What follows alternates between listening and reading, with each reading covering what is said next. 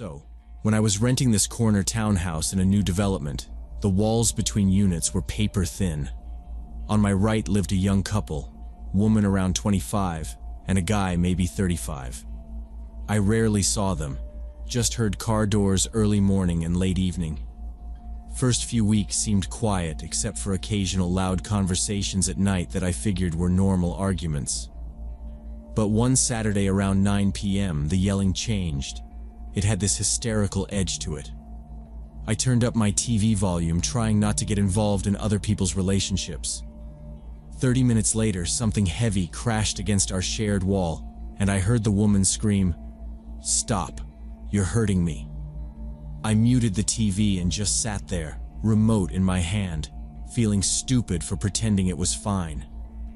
I told myself I didn't know the context, and I shouldn't escalate things if they'd calm down on their own.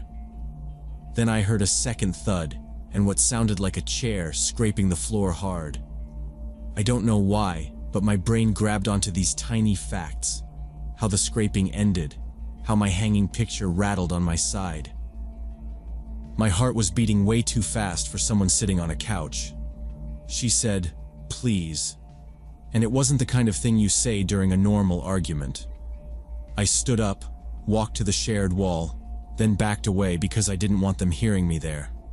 I turned the TV back up out of habit, like noise could make me less responsible. It didn't help. I grabbed my phone and called 911, whispered the situation to the dispatcher. Police showed up 12 minutes later. I watched the flashing lights through my window. 2 officers knocked at the neighbor's door, talked for maybe 15 minutes, then left. I looked outside and saw them getting in their car, clearly not doing anything. Next day, I ran into the woman neighbor by the mailboxes. She avoided eye contact, hair covering her face, but I noticed a bruise on her wrist. When I tried asking if everything was okay, she quickly mumbled, "Yes, thank you," and practically ran back to her townhouse. I felt helpless and guilty at the same time. Police did nothing. The woman obviously wasn't ready to ask for help, and I didn't know how else to intervene. That afternoon, I wrote down the time of the call and what I'd heard, just in case I needed to remember it right. I take notes for a living, remote work, project stuff, so it felt normal to me. I deleted it twice, then rewrote it because it sounded dramatic, and I didn't want to be that guy who invents details later. I kept it simple. Yelling at 9 o'clock, crash at 9:32. "Stop, you're hurting me." I also turned my doorbell camera toward the shared driveway, not for spying, but so I'd have video if anything spilled outside. It made me feel like I'd done one responsible thing without putting myself in their business in a way that could backfire. Next 2 weeks were quiet, too quiet, and that worried me more than the screaming. Then on Thursday afternoon while I was working from home, someone knocked on my door. A woman around 50 stood there with red eyes, holding a photograph. She apologized and said her sister lives next door. She can't reach her for 5 days. The sister won't answer calls. The boyfriend claims she went to visit a friend, but she'd never disappear like this. The photo showed my woman neighbor. Cold feeling hit my stomach and I told her everything. About the screaming, the police visit, the bruise, the weird silence after. The sister went pale and said she's calling police again, that she already filed a missing person report, but they told her to wait 48 hours. I offered to go with her to the station to make it official, and she nodded like she'd been waiting for someone to say that. We drove in her car because she was shaking and didn't want to be alone. At the station, I told the desk sergeant I had a witness statement from the night I called 911, and that the boyfriend's story didn't match what I heard. The officer who spoke to us actually listened this time. He asked for dates, my call log, whether I had anything like a camera. I gave him the timestamps I'd written down and said my doorbell camera faces the driveway. He wrote fast and kept looking at the sister's photo. "Too many coincidences," he said. "We're going back out." It felt like something finally clicked. They moved fast. About an hour later, cruisers rolled into our development and stopped at the end of my row. I watched from my upstairs window while keeping my phone ready, not recording, just there. They knocked, announced, then went in. The boyfriend came out in handcuffs and yelled about violations and lawyers and how everyone was out to get him, which did not help his case. They taped off the sidewalk and wouldn't let anyone pass the corner. Neighbors stood at their doors pretending not to look. The search went on for hours. I kept getting Slack pings from work and ignored them. Around dusk, a detective came to my door. Late 40s, no small talk. He asked me to walk through the timeline again from the first argument to the sister showing up. I stuck to what I knew. He didn't tell me much, just said there were signs of a struggle inside and that parts of the boyfriend's story don't add up. He asked permission to review my doorbell footage. I agreed. He left me with a card and a short sentence. "We're holding him for questioning." The sister called me from her car, voice thin, and thanked me for going with her. I told her to keep me posted, and meant it. The sister called me the next day, but I had nothing new for her. The detective's card sat on my coffee table. I sent him an email offering anything else I could remember, and got an auto reply. Police weren't saying much, and the local news stayed quiet, which felt wrong, like everyone was waiting for a script. 3 weeks later, I saw a short notice on the local site asking for witnesses about a missing woman, Emily Thornton, 25, last seen October 14th. There was a phone number for tips. That was it. No updates, no press conference. I saved the link anyway. 8 months have gone by since then. I still live here, even though I told myself I'd move. The unit next door is empty. Management tried to show it twice, but both times the prospective tenants saw the tape residue on the doorframe and backed out. Sometimes a maintenance guy goes in with a clipboard and backs out fast like he forgot something. I never learned what happened to Emily. No one sent a follow-up. The police never released official results, or if they did, I missed it. The newspaper ran a tiny piece saying the boyfriend was released after 72 hours for lack of evidence. He disappeared the next day. He left everything in the townhouse, furniture, dishes, clothes, like he walked away in the middle of a task. The company boarded the door and changed the lock. It still looks like a storage unit for a life that stopped. Emily's sister never called again. I assume she got tired of me having nothing helpful to offer. Some nights I lie in bed and listen to how quiet the wall is, like it's trying to tell me not to push. I think about the first night and the way I turned the TV up, and how I tried to tell myself it was none of my business.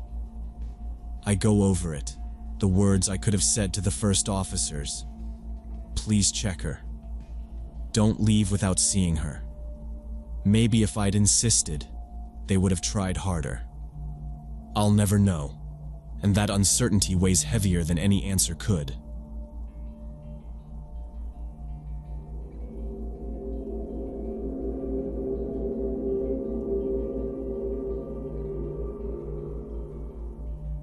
Last spring, I was running my own flower shop, a small business I'd built from nothing over 3 years.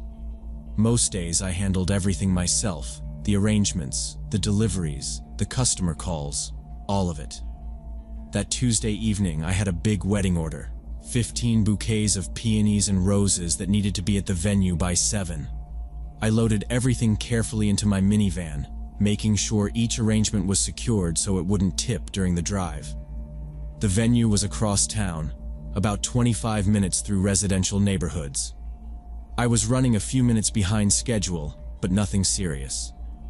Around 6:30, I was driving down Elm Street, a quiet 2-lane road with houses on both sides and almost no traffic at that hour. That's when the silver Honda Civic hit me. It wasn't a smash, more like a hard nudge as I was easing through a gentle turn. The Civic had a whole empty lane to pass or slow, but it angled in and clipped my front fender. My hands tightened. I tapped the brakes, and I pulled to the curb under a maple tree. In the rear view, I saw the Civic stop about 4 or 5 car lengths ahead. A woman got out fast, mid-30s maybe, gray tracksuit, hair pulled back, sneakers. She was moving like she had somewhere to be, and I was in her way, which didn't match what had just happened. The damage looked like scuffs. I checked my mirrors, tried to calm my breathing, thought about the clock and the bouquets, and how I'd have to call the planner if this took more than 5 minutes. She was already closing the distance, arms pumping, her expression wrong for a minor fender tap, jaw tight, eyes narrowed like I'd insulted her. I reached for my phone and opened the camera to document the scene, then thought better of it and hit the dialer instead. Before I could press call, she reached my door and yanked the handle hard. The door was locked, habit, thank God, and the handle clacked uselessly. She leaned in, shouting, but the window muffled her words. It wasn't normal road rage yelling. It was too focused, like she was reciting a grievance at me, and I had no idea what she was saying. I lifted the phone so she could see it and said through the glass, "I'm calling the police. Please step back." I don't know why I said please. Reflex. She froze for a half second, long enough for me to see that her pupils were huge. Then she dug into her jacket pocket like she'd just remembered something. My gut went cold. She brought out something black and blocky. It looked like a handgun. She pressed it sideways against the window beside my face, not pointing the barrel directly at me, but close enough that every nerve in my body wanted to crawl out of my skin. I could not tell if it was real. I didn't want to be the person who guessed wrong. I hit 911.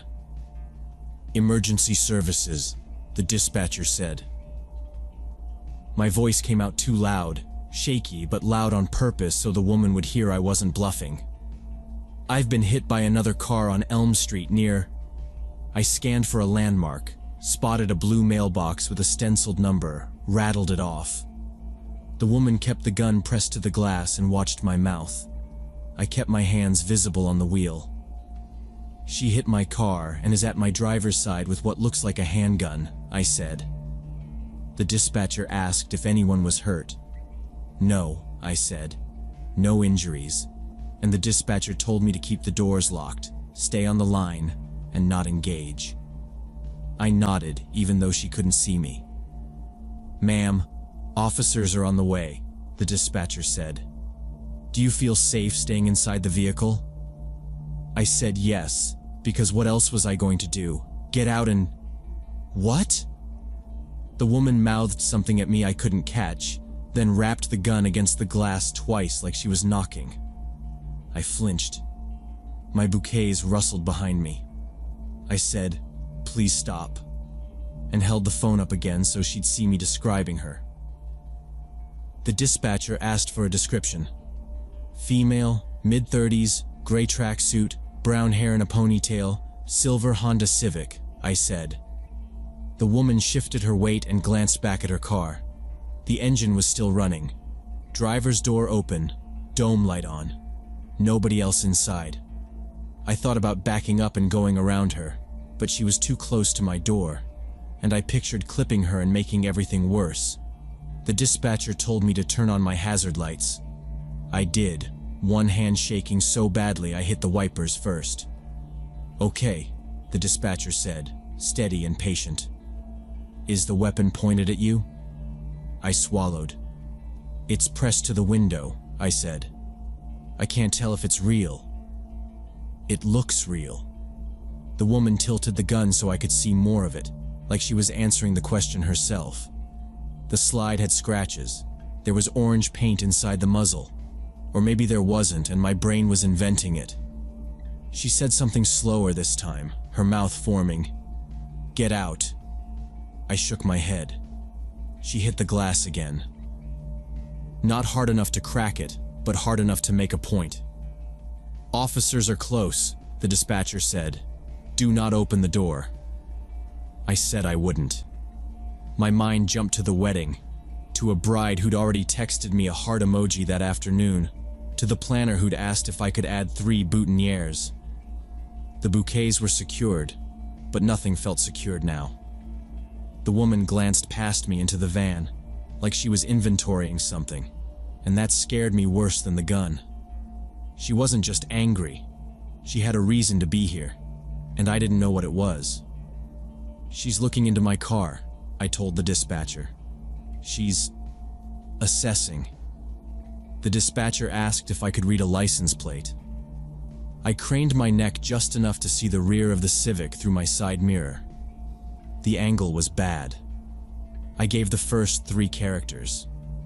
The woman noticed, stepped back a half step, and raised the gun higher, not aiming, but higher, as if to say, "Keep your eyes forward." I did. The dispatcher asked me to repeat the street name and confirm my direction of travel. I took a breath, held the phone steady, and described the situation as calmly as I could manage. The woman kept yelling about insurance and witnesses and how I'd caused the accident, none of it lining up with what happened. I kept the 911 line open and said, "I'm safe in the vehicle. She has a gun to my window." Without taking my eyes off her, I hit the home button, opened the camera, switched to video, and slid the phone against the dash pocket so the lens faced her. I tilted it a few degrees with my knuckles. The dispatcher asked me to confirm details. I repeated the make and color of her car and the street. Outside, the woman said, "Get out. We'll exchange information. I don't want trouble." But she still had the gun touching the glass, and I wasn't going anywhere. I tried to angle my body away from the window so I could see her hands and the mirror at the same time. She paced 1 step, then back. I told the dispatcher, "She's agitated." The bouquets rustled when I shifted my foot off the brake. I put the van in park so I wouldn't roll. 4 minutes crawled by. Dispatcher counting officers' distance, me narrating her movements. She kept talking about witnesses that didn't exist and said something like, "You clipped me 2 streets back," which wasn't true. I said, "I have video now," loud enough for her to hear. Maybe it was petty, but I wanted it on record that she'd heard that.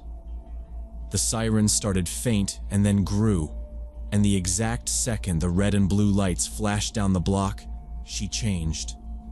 She slid the gun into her pocket in one fast motion, stepped back from my door, hands up like she'd been confused this whole time. It was a switch I'll never forget.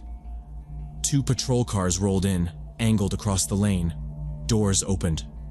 "Driver, stay in the vehicle," a voice shouted. 1 female officer came to my side, hand near her holster but not drawn, and tapped the glass with her knuckle. I lowered it 2 inches. "You okay?" she asked. "I have video," I said. She nodded. "Keep your hands where I can see them." I did. 2 other officers were already on the woman, telling her to face away and keep her hands visible. I got out when told and handed over my phone. "It's recording," I said. The officer cupped the top to block glare and watched. The audio caught my breathing, the dispatcher's voice, the raps of the gun on glass, and the woman's face up close. She watched it twice, rewound with her thumb, then flagged her partner. "You need to see this," she said. Across the way, the other officers had the woman turned out, palms on the Civic's roof. One reached into her pocket and pulled the same black pistol. Up close, it looked smaller than I'd thought, compact, heavy enough to matter. He said something short into his radio and dropped the magazine into his palm. No rounds fell. "Replica? Less lethal?" he asked his partner. The female officer told me. "Traumatic pistol. Fires rubber or blanks. Still a weapon." She angled her shoulders so I could breathe without her crowding me and said, "We've had staged collisions and robberies like this. They bump you, get you out, take your bag or your van. Sometimes they drive off with the goods. You carrying cash?" I shook my head. "Just flowers," I said. then realized how dumb that sounded. She didn't smile. They cuffed the woman. She started yelling again, pointing with her chin at my van, saying I'd slammed on my brakes, that I'd made it unsafe. "We'll sort it out," one officer said, the kind tone people use to keep a situation quiet. The female officer handed me my phone and said, "Do you want to press charges?" I thought about the gun hitting the window and how close she'd leaned in. "Yes," I said. "Assault with a weapon. And whatever the illegal gun thing is." She nodded, already writing. Another officer walked the pistol to his trunk and bagged it. "No permit on her," he called back. The female officer took my statement, slow and careful, then had me sign. I called the wedding planner on speaker while we waited for the tow truck, told her I'd be late, told her 2 arrangements might need quick fixes. "Just get here," she said. "We'll make it work." When they finally cleared us, I resecured the 2 toppled bouquets with spare tape from my kit and drove straight to the venue, hazards still on until I turned off Elm. I arrived 40 minutes late, hair stuck to my neck, throat sore. The planner and 2 bridesmaids met me at the curb. We fixed the 2 ruined bouquets in under 5 minutes. Trim, swap 3 stems, new ribbon. The bride hugged me once, quick and tight, and told me none of this would matter in the photos. I unloaded the rest and signed the delivery sheet with a shaking hand. On the way back to the shop, I caught myself checking the rear view every block, expecting a silver Civic. I changed my route home for a week, filed the insurance, and bought a proper dash cam the next morning. I keep thinking about how normal it looked until it didn't, and how a person can decide to use your workday as their opportunity, and you only find out who they are when they see police lights and switch masks like it's nothing.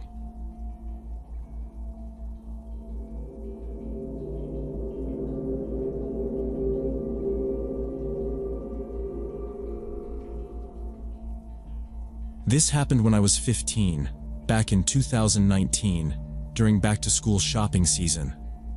Dad and I drove to a big mall in Sacramento. We went there most Saturdays. Usually he headed to hardware or electronics, and I drifted through clothing stores and the bookstore. That day he said he needed a new router. It would take half an hour, and we'd meet at the food court. I said okay and headed off. I stopped by the bookstore, flipped through some new releases, checked a table of paperbacks I knew I wouldn't buy, and then decided to hit the cosmetics place on the first floor. They had a sale on nail polish, and I wanted to see the colors. The store wasn't huge. A few other shoppers, 2 employees at the register talking quietly. Music that I barely noticed because I was focused on the little square bottles. I was trying to decide between this muted gray and a weird mint when I realized a man had stepped up next to me. I think I noticed his shoes first, clean sneakers, then the smell of laundry detergent, then the fact that he was looking straight at me. I glanced over out of reflex and he smiled. Friendly smile, normal. I didn't feel scared, just aware, like when a stranger asks for directions. He looked about 35. Blue button-down, jeans, short haircut, boring in a good way. He said, "Excuse me, have you seen a girl about your age in a pink shirt?" I lost my daughter. His tone was light but tight. I looked around, scanning the aisle in the front of the store. "No, sorry, I haven't seen her." He exhaled and shook his head. "Damn, she probably wandered off to another store.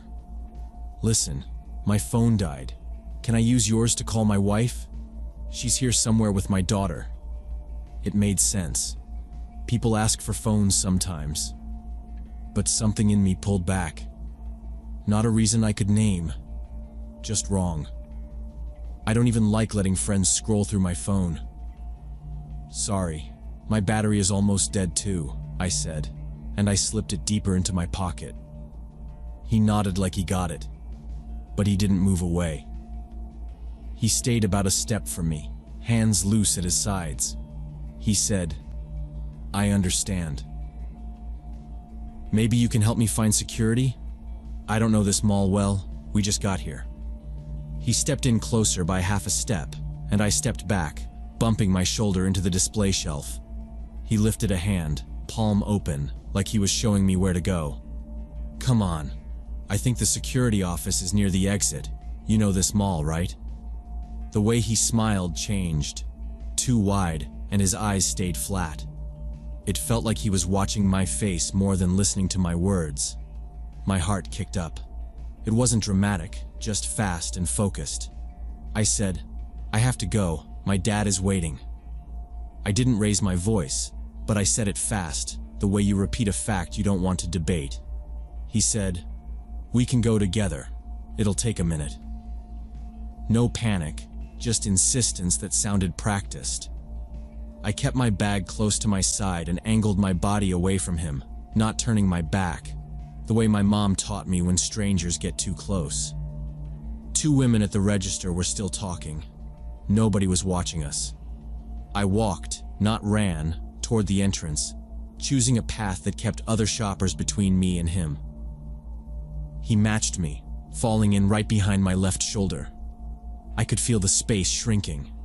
I said, "Sorry, really. My dad is right outside." And I pointed toward the door even though I hadn't checked. He said, quieter, "It's okay. I'll just walk with you." I thought about pulling out my phone and pretending to call someone, but I didn't want him to grab it or get a hand near me. Another customer came around the end cap, and I used the moment to slide past. I glanced at the kiosk glass and saw the shirt over my shoulder. I kept walking. He followed me. "Wait. It'll just take a minute.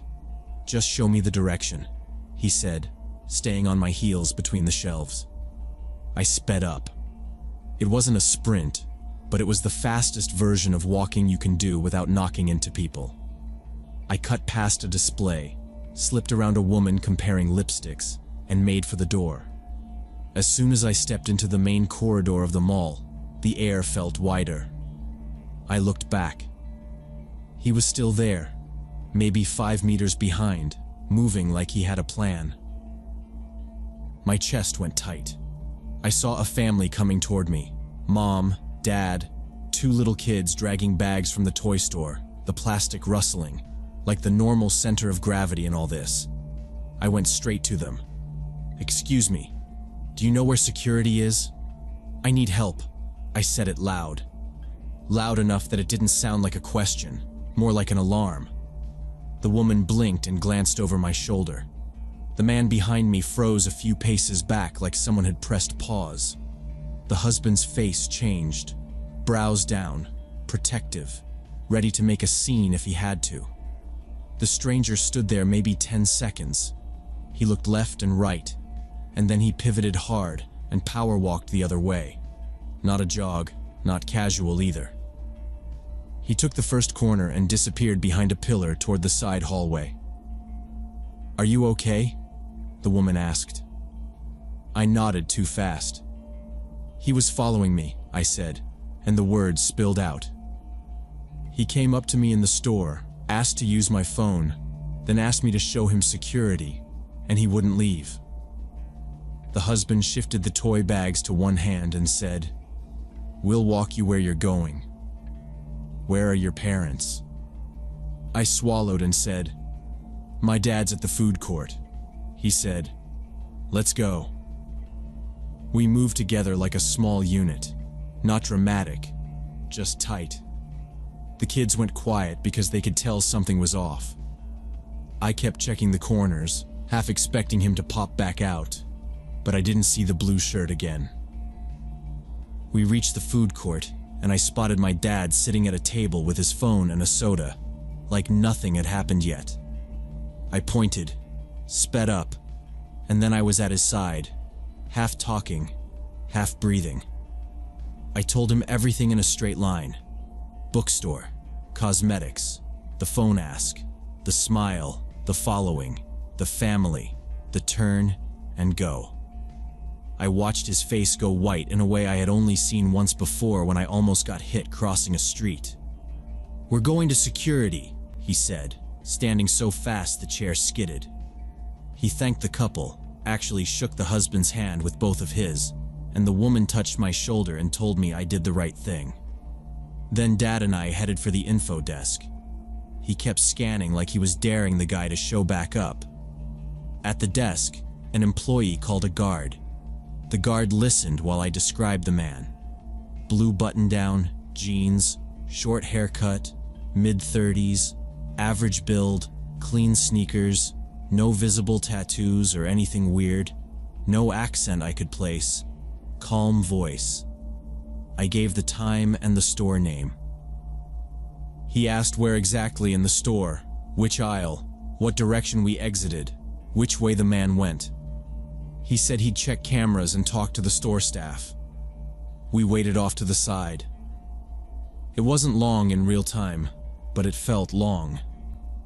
Dad kept his hand on the back of my chair, not touching me, just there. The guard came back around 20 minutes later. He said they had him on a couple angles, but the face wasn't clear. Bad lighting, brim of his cap I hadn't even noticed, and the camera near the side hall was partly blocked by a kiosk. He said the man left the mall about 5 minutes after I walked out, through a side exit to the parking lot. No lingering, no pacing, just a beeline out. The guards said they see this pattern sometimes. Adults approaching teens alone with some story that pulls the kid away from the public area.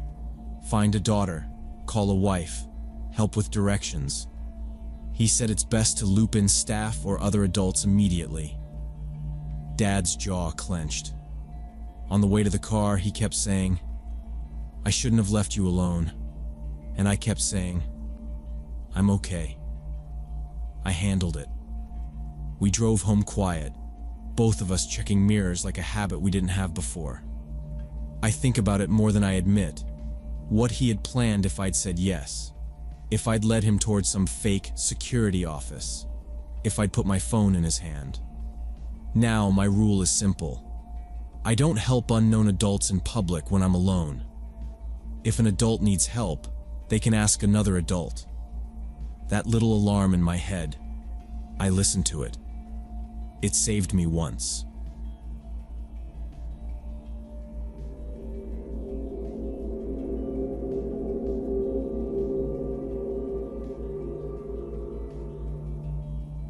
This happened 3 years ago when I was 26. My younger sister Carol had spent all summer begging me to drive out with her to the old amusement park outside town for a photo shoot. She was into urban photography and wanted rusted rides at sunset for her portfolio. They'd closed the place in the 90s after some accident, but the metal frames and the Ferris wheel still stood. I said I'd go because it was a dead area, and going alone was dumb.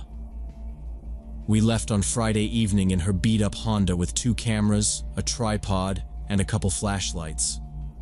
The park sat 20 minutes off the highway down a rutted dirt road through thin woods. The sun was dropping when we pulled up to a sagging fence with a faded "no entry" sign. The place was huge. I could see the shapes of rides sticking out of high weeds. Carol parked close to the fence in case we needed to leave fast. She kept talking about light and angles while I watched the tree line and the service road like a guard dog. I wasn't trying to ruin her night, but I didn't like how quiet it felt out there. Not quiet like nature. Quiet like no one was supposed to be there and someone still was.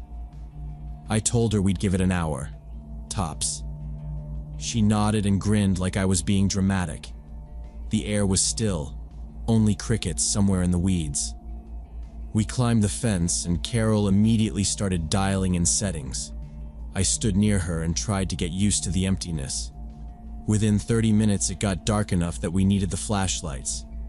Carol got some long exposures of the Ferris wheel and said she wanted the arcade pavilion next. We were walking a choked path when we heard music. Thin, scratchy, like a wind-up music box. It was to our right, buried in the dark between the old buildings. Carol stopped and aimed her beam that way, but it only lit weeds and scrap metal. She said it was probably the wind moving something loose. I said, "There's no wind." She tried to laugh that off and said maybe a spring in a sign was catching. I didn't like that either. There were no houses for miles, no power, no reason for music. She lifted her camera like she wanted to record the sound, then changed her mind and lowered it. "We stick to the plan," she said, but her voice had that thin edge to it. I said, "Arcade or back to the car?" She hesitated, then said arcade, quick shots, and we'd go. I kept my beam wide and checked behind us every few steps, not because I expected anything specific, but because I'd be an idiot not to. We stood listening and the music cut off mid-note. The silence after it was heavy enough that I could hear my own breathing. I told Carol we were done, and we headed back toward the fence, faster than before. I swept the light over the paths, the weeds, the gaps between buildings, feeling stupid and grateful for feeling stupid at the same time. Halfway to the exit, Carol grabbed my wrist hard. Her light was on the old ticket booth near the park entrance. In the window, something moved, a shadow across the filthy glass. A person, tall. It slid left to right like someone pacing in there. We froze. Saying hello felt reckless, and not saying anything felt worse. The shadow came back, closer to the door of the booth, and my brain finally sorted the outline into a man, big shoulders, hood up. Carol whispered, "Maybe it's security." I said, "Security doesn't stand in the dark without a light." She whispered that she could offer money for 5 minutes to leave, then immediately shook her head because that sounded like telling a stranger we had cash. I kept scanning for a second person. Nothing. No car lights, no footsteps, no phone glow. Just him and us. He didn't call out. He didn't step out. He just stood where he had cover, like he knew that glass hit him more than it hit us. I felt for my keys in my jacket pocket and made sure they were where I thought they were. Carol wrapped the camera strap around her wrist so it wouldn't swing or clang if we ran. I said, "We move to the fence, steady, no sudden moves, don't look at him." She nodded. We started sidestepping along the path, my light down and wide so he wouldn't think I was aiming at him. The window went dark. We both stopped. Then the shadow slid again, and this time it was closer to the doorway of the booth, angled as if he was watching us through the cracked gap where the door didn't sit right. I said, "Keep going." Carol whispered, "I'm sorry." "This was a bad idea," I said. "We're fine." Eyes up. The booth door creaked an inch. Just an inch. No words, no threat, just patience. My throat felt dry like I'd swallowed chalk. I brought the beam up for a half second to hit the doorway and dropped it before he could react. In that flash, I could see the shape more clearly, and I made out the silhouette of a man in a hoodie. He didn't move toward us. He just stood behind the glass. We couldn't tell if he could see us or if he was looking past us. Carol clicked off her flashlight first. I did the same. The dark felt like a wall hitting our faces. She grabbed my sleeve and we ran for the fence, trying to keep low, trying not to clang the tripod. The ground was bad. Metal scraps, broken concrete, loose rocks. I heard Carol breathing hard next to me, fast and high, like she was trying to be quiet and failing. Her camera kept slamming against her chest on the strap, thud thud on every step. And I almost told her to ditch it but didn't, because it was her favorite lens, and also because stopping for anything felt like a bad idea. The path we'd taken in had grown into a tunnel of weeds in my head, even though it was just a rough strip of dirt. We hit the fence, and I lifted my hands to find the crossbars. Carol had already slung her leg over and was halfway across before I'd even started. I shoved the tripod through first and heard it clatter on the other side, too loud, and then I was climbing. Halfway up, voices, men, more than one, not yelling, low and close to the ground off to our right, like they were talking with their heads down. I didn't catch words, just the shape of voices. Carol was down and reaching up. She pressed my shoe with both hands to steady me, urgent but careful. I didn't look toward the voices. I didn't look anywhere but at the top edge of that fence. When I dropped to the other side, my ankle gave a little. Not a sprain, just a warning. We grabbed the tripod, didn't speak, and ran the short strip back to the car. My keys were already in my hand because I'd kept them there, and for once I was proud of being paranoid. We tumbled in. Carol started the engine with a rough turn that sounded louder than it should have in that big empty dark. I locked the doors without meaning to be obvious about it. Then, because I couldn't help myself, I looked back toward the fence. In the headlights, I saw two men standing by the chain link, shoulder to shoulder, not moving, staring at the car. No flashlights, no phones, no attempt to climb. Just standing there like they had all the time in the world. Carol threw it into reverse, spun the wheel, and we shot down the dirt road. It felt like we were riding a paint shaker, the car hopping over ruts and potholes, the suspension slamming. I held the dash with one hand and my seatbelt with the other, listening for an engine behind us and not hearing one, which helped for about a second. The trees thinned and the road bent left, and Carol didn't slow, because neither would I. We reached the gate track that fed into the highway shoulder, and there were actual lights, distant but real, and we both exhaled. She merged hard enough that a truck a quarter-mile back hit its brakes and flashed us. We deserved it. We stayed silent. 10 minutes, maybe less, maybe more. Just the road and the sound of the engine working too hard. I watched the side mirror until the glass looked like it was vibrating on its mounts. When the streetlights finally stacked up in front of us and the lanes widened, I asked, "How many?" My voice sounded like someone else's. Carol kept her eyes forward. "3," she said. I was sure I'd seen only 2 by the fence. I said that. She shook her head, short and angry, like she was mad at the number itself.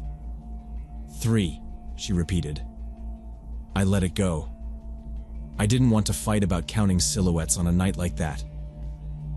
We pulled into a gas station and parked under the canopy for a few minutes without getting out. People were moving around out there, normal people buying drinks and tires full of air, and we were trying to look like we belonged. Carol set the camera in the back seat like it was something toxic. We didn't check the screen. We didn't talk about calling anyone, because what would we say? "Hi, we trespassed and some guys looked at us." We drove home without music. Sometimes I think I miscounted, and sometimes I think she did, and it bothers me how much it matters. The only thing I know for sure is the way they stood without blinking or fidgeting, like they wanted us to carry the picture of them away. We never discussed that night again. Carol deleted every photo from that evening, even the ones from before the music.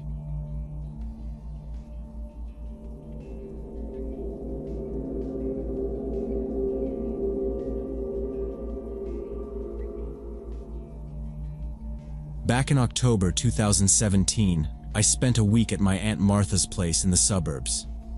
She worked night shifts as a nurse and paid me to watch my 2 younger cousins, Emma, who was 10, and Sophie, who was 13. The house sat at the end of this quiet street with an empty lot and abandoned railroad tracks behind it. The neighbors to the right were gone for the weekend, and to the left lived an elderly couple who went to bed at 8 every night. My aunt had this German shepherd named Rex, who usually slept in his doghouse in the backyard. That night, Rex started barking around midnight, not his normal growl at a cat, but this hysterical barking mixed with howling. Emma was asleep, but Sophie and I were watching a movie in the living room. We turned the sound down when it got annoying, but he didn't stop. It felt wrong. Rex was reactive, sure, but not like this. I told Sophie I'd check the back door. She said, "Don't open it." I didn't. I locked it again just to be sure and tried to see him through the small window. He was pacing and throwing himself at the fence line like he was losing it. I remember thinking maybe a coyote came down the tracks, or a raccoon. Then a gap in the barking, like he'd turned away from the house. It made my stomach drop. Sophie looked at me and said quietly, "Do you hear footsteps?" I said no. I didn't then. We tried to go back to the movie, but neither of us was watching. Rex kept going for about 5 minutes, then suddenly went quiet. We looked at each other and Sophie got up to check the window. She jumped back and grabbed my arm, whispering that someone was standing by the gate. I looked through the blinds and saw the silhouette of a man wearing a wolf mask. Not the cheap plastic Halloween kind, but a realistic one like from horror movies. He stood completely still and stared at the house. We turned off the TV and the lights and held our breath. The quiet after Rex stopped made everything louder. Our breathing, the fridge. I whispered, "We call my aunt first, then 911, and reached for the kitchen phone because it had a brighter dial, and I didn't want to light up my cell." Sophie shook her head, mouthing, "Don't move." I watched the man shift his weight like he'd just decided something. After a minute, I heard the gate creak open. I pulled Sophie toward the kitchen phone, but right then, something heavy slammed into the back door. It wasn't a kick. It was like a shoulder hit, fast, testing. Sophie started crying without sound, that wide-open mouth kind of cry, and I dragged her under the island. Another hit, harder. The deadbolt held. I forced my voice low and steady, told her, "We're going upstairs in 3, okay?" Quiet. She nodded and squeezed my wrist. We waited for steps on the deck. There weren't any, just the soft scrape of something against the handle, and then nothing at all. Sophie screamed and I grabbed the phone and dialed my aunt. She answered after the 4th ring, and I was whispering, barely breathing, telling her someone was trying to get in. He had a wolf mask. Rex wasn't barking anymore. My aunt said to wake Emma, get everyone into her bedroom, lock the door, don't turn on any lights. She said she was calling the police and driving home. I ran upstairs and shook Emma awake, and the 3 of us rushed into my aunt's bedroom and pushed the heavy dresser against the door. The windows in that room faced the front, and through a gap in the curtains, I saw the man in the wolf mask now standing on the porch, trying the front door handle. Emma was crying, and Sophie was holding her, and I stood there with my aunt's baseball bat in my hand, watching the bedroom door. The front door handle rattled for about a minute, then everything went quiet. I stayed frozen for maybe 10 minutes with my eyes on the bedroom door, waiting for the knob to turn. When it didn't, I told Sophie to hold Emma and not move the dresser. I opened the door a few inches and listened. No steps, no voices, just the refrigerator clicking on. I went to the living room window and peeked between the curtain and the frame. He was gone. I backed away, locked us back in the bedroom, and sat in the corner trying to call out, but every call failed. Service came back around 4 in the afternoon, and my phone buzzed against the wall.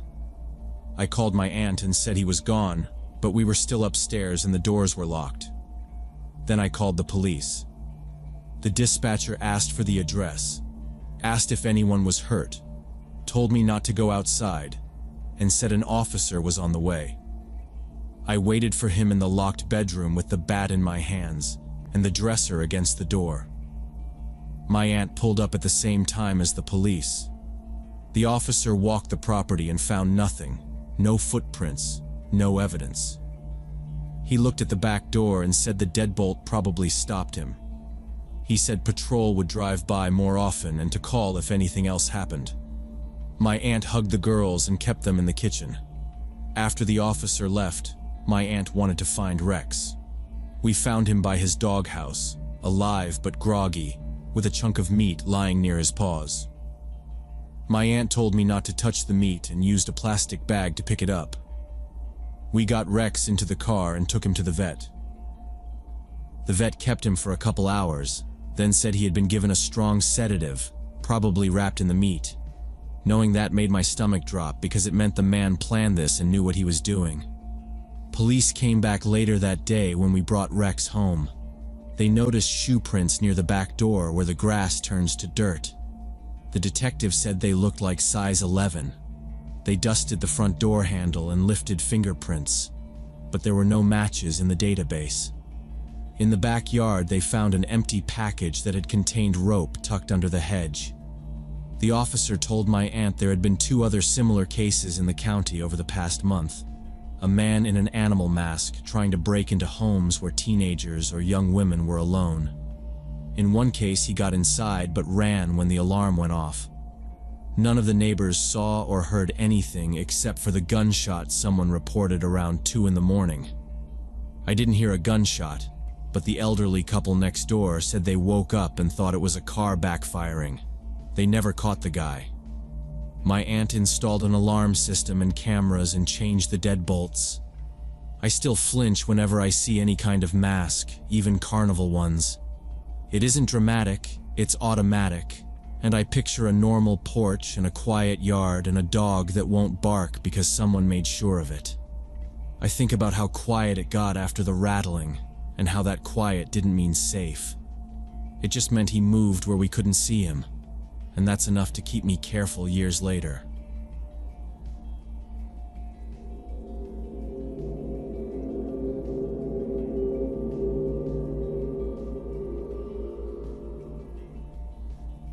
I worked the night shift as a courier for a logistics company delivering documents and small packages between warehouses and offices. Usually head out around 11 at night and finish by 7 in the morning. The route's fixed unless dispatch pings me with a reroute, but most nights it's the same loop through quiet suburbs and dead industrial parks.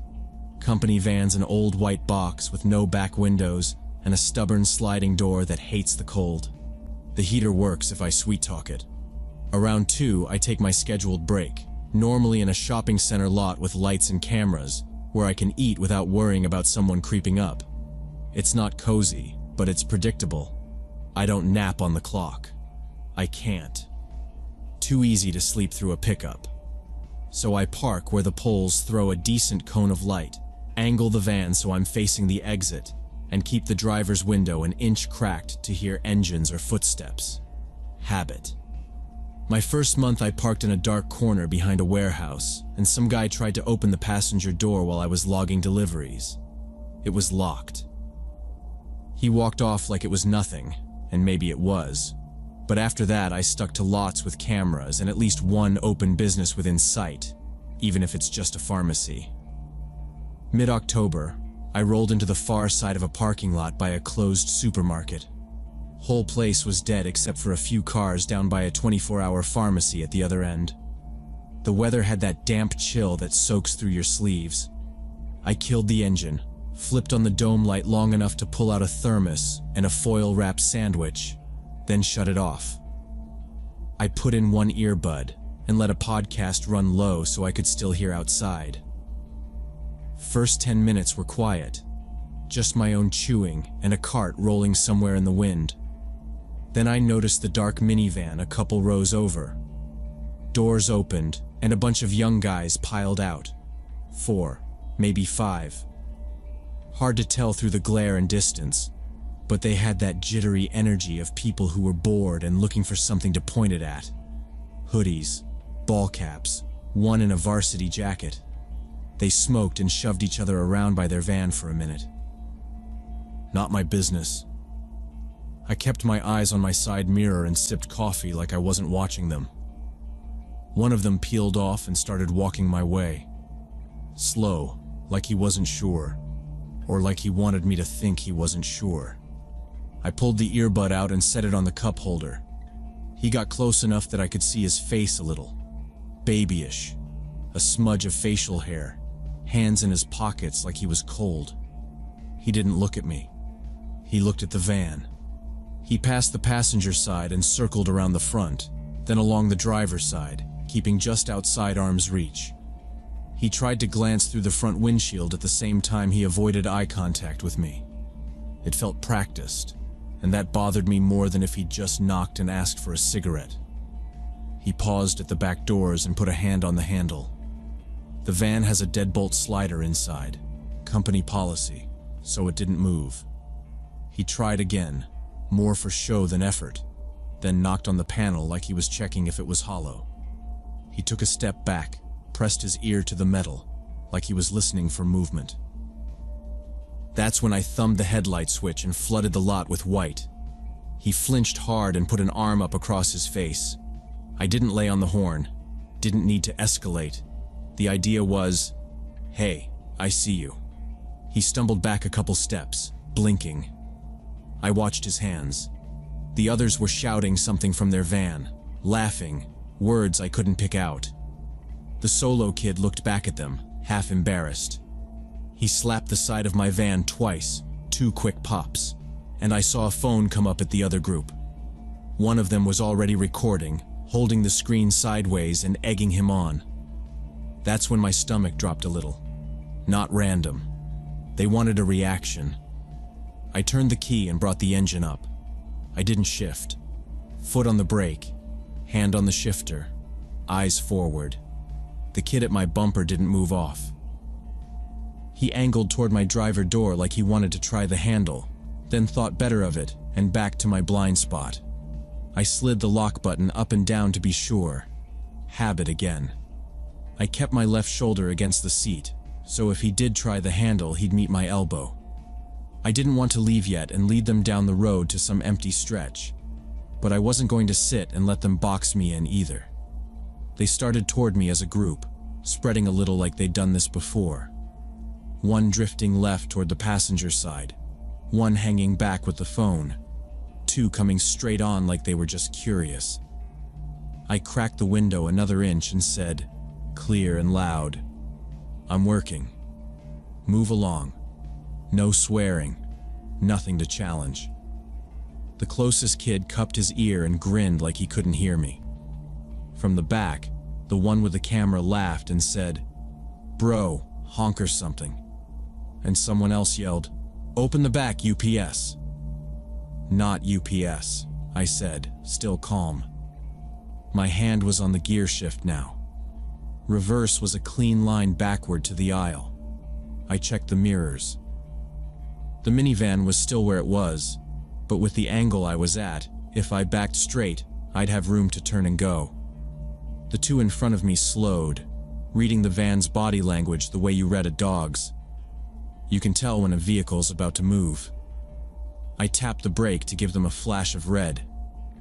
The kid to my left rapped the glass right next to my face with his knuckles. Not hard, but enough to get a jump. "Yo, you in there?" he said, all fake friendly. I turned my head just long enough to make eye contact and say, "Yes." I held it for 1 beat so he'd feel seen. Then I looked past him, back to the center. I didn't want to give any of them more FaceTime than I had to. Someone behind them said, "Get him to open it," like I wasn't listening. Somebody else giggled. The camera kid adjusted his framing, crouched a little to get the headlights flare into the shot. I could smell my coffee, still open on the console. My keys jingled from the ignition with the engines idle. I thought about calling the non-emergency line, but the last time I tried that from a lot, I sat listening to hold music until it was over. Better to move. Better to pick the timing instead of letting them pick it. I glanced at the pharmacy in the distance. 2 people were smoking outside the front, faces blue in the light. Too far to matter. The supermarket was dark. No carts moving now, no wind. I tightened my grip, took a breath, and decided. They started moving closer as a group. They closed in fast, 2 in front, 2 behind, 1 by my door. Hands hit the panels and they started rocking the van. Little shoves at first, then harder. I kept my foot on the brake and gave the engine a few hard revs to make the frame kick. They didn't care. Varsity Jacket climbed onto the hood, planted his shoes wide, and slapped both palms on the windshield. Thump, thump, staring at me like I was a fish in a tank. Another kid lay down on the asphalt in front of my bumper and yelled, "Come on, run me over," like it was a prank. He stretched his arms out and laughed at his friend on the hood. By my door, the skinny one shook a spray can and dragged the tip across the sliding door, a long metal scrape I felt through the floor. I slid the key fob and hit the panic button. The horn started screaming and the hazard strobed the empty lot. Hood boy flinched, then hammered the glass harder to show he wasn't scared. The others stepped back a few meters with their phones up, still filming. One did a dumb dance move in front of the grill like he was performing for a live. Nobody looked nervous. They were playing for the camera. "I'm leaving," I said out loud, more to steady myself than tell them. I checked my mirror. Their minivan sat at an angle, but there was still room to snake out if I took it slow. The kid at the back tried the doors again like the alarm changed anything. The one on the ground rolled to his side and banged the pavement like a ref counting me out. I called company security on hands-free. The dispatcher answered, and I gave her the quick version. She said, "Leave immediately. I'll call the police. Don't engage." That matched what I'd already decided, so I put it in reverse. The backup camera is garbage in the dark, so I used mirrors and the shapes of their shoes. The two in front jogged alongside my bumper, hooting. Hood boy hopped down and drifted to my left. I eased off the brake and felt the van finally move. Someone yelled, "He's running!" and they came after me at a trot. As I straightened, a bottle smashed against the back bumper, sharp and close. I didn't look. I drove the line I'd planned when I parked, out past the dead carts, down the lane, toward the exit without speed bumps. No one tried to block me with a car. No one dove in front again. The alarm kept blaring until I thumbed it off. I went to the nearest gas station with lights and people. 2 cars at the pumps, a cashier inside, a guy mopping. I parked right by the windows and called the dispatcher to say where I'd landed.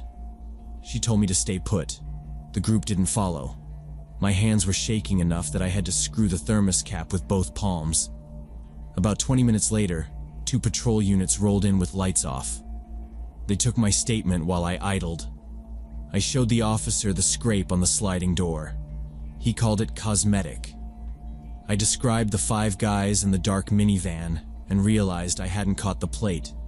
Hoodies, a varsity jacket, phones out, no visible weapons. I mentioned the bottle. They looked around in case the kids were hanging back to keep filming. They weren't. They said they'd check around. Cameras there were down. Only gas stations with people.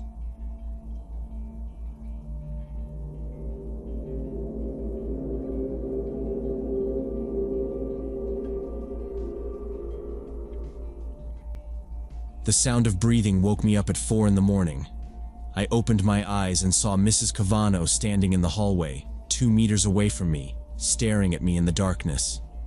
She was holding a wet rag, and there was a bucket next to her feet. Her jaw was moving slowly like she was chewing something. I bolted upright and screamed at her, asking what the hell she was doing in the house. She backed toward the door, mumbling apologies about how my Uncle Robert had asked her to check the pipes. I chased her to the exit, yelling that I was calling the cops.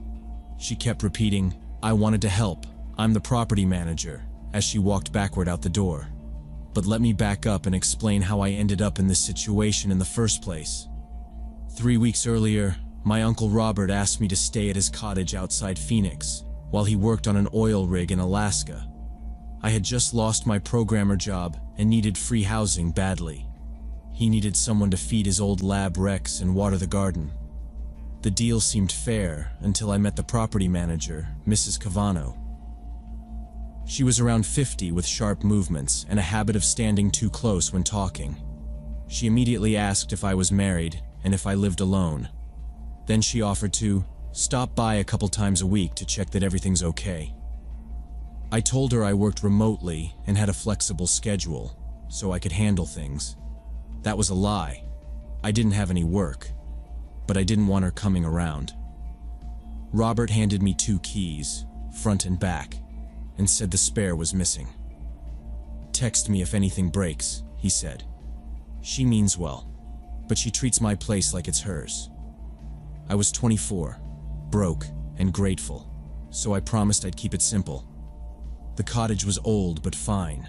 Loud AC, thin walls, a yard with a tired lemon tree. Rex followed me everywhere and slept by the couch.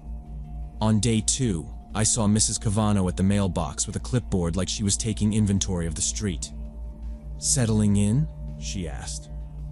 I said yes. She asked my work hours and whether I expected visitors.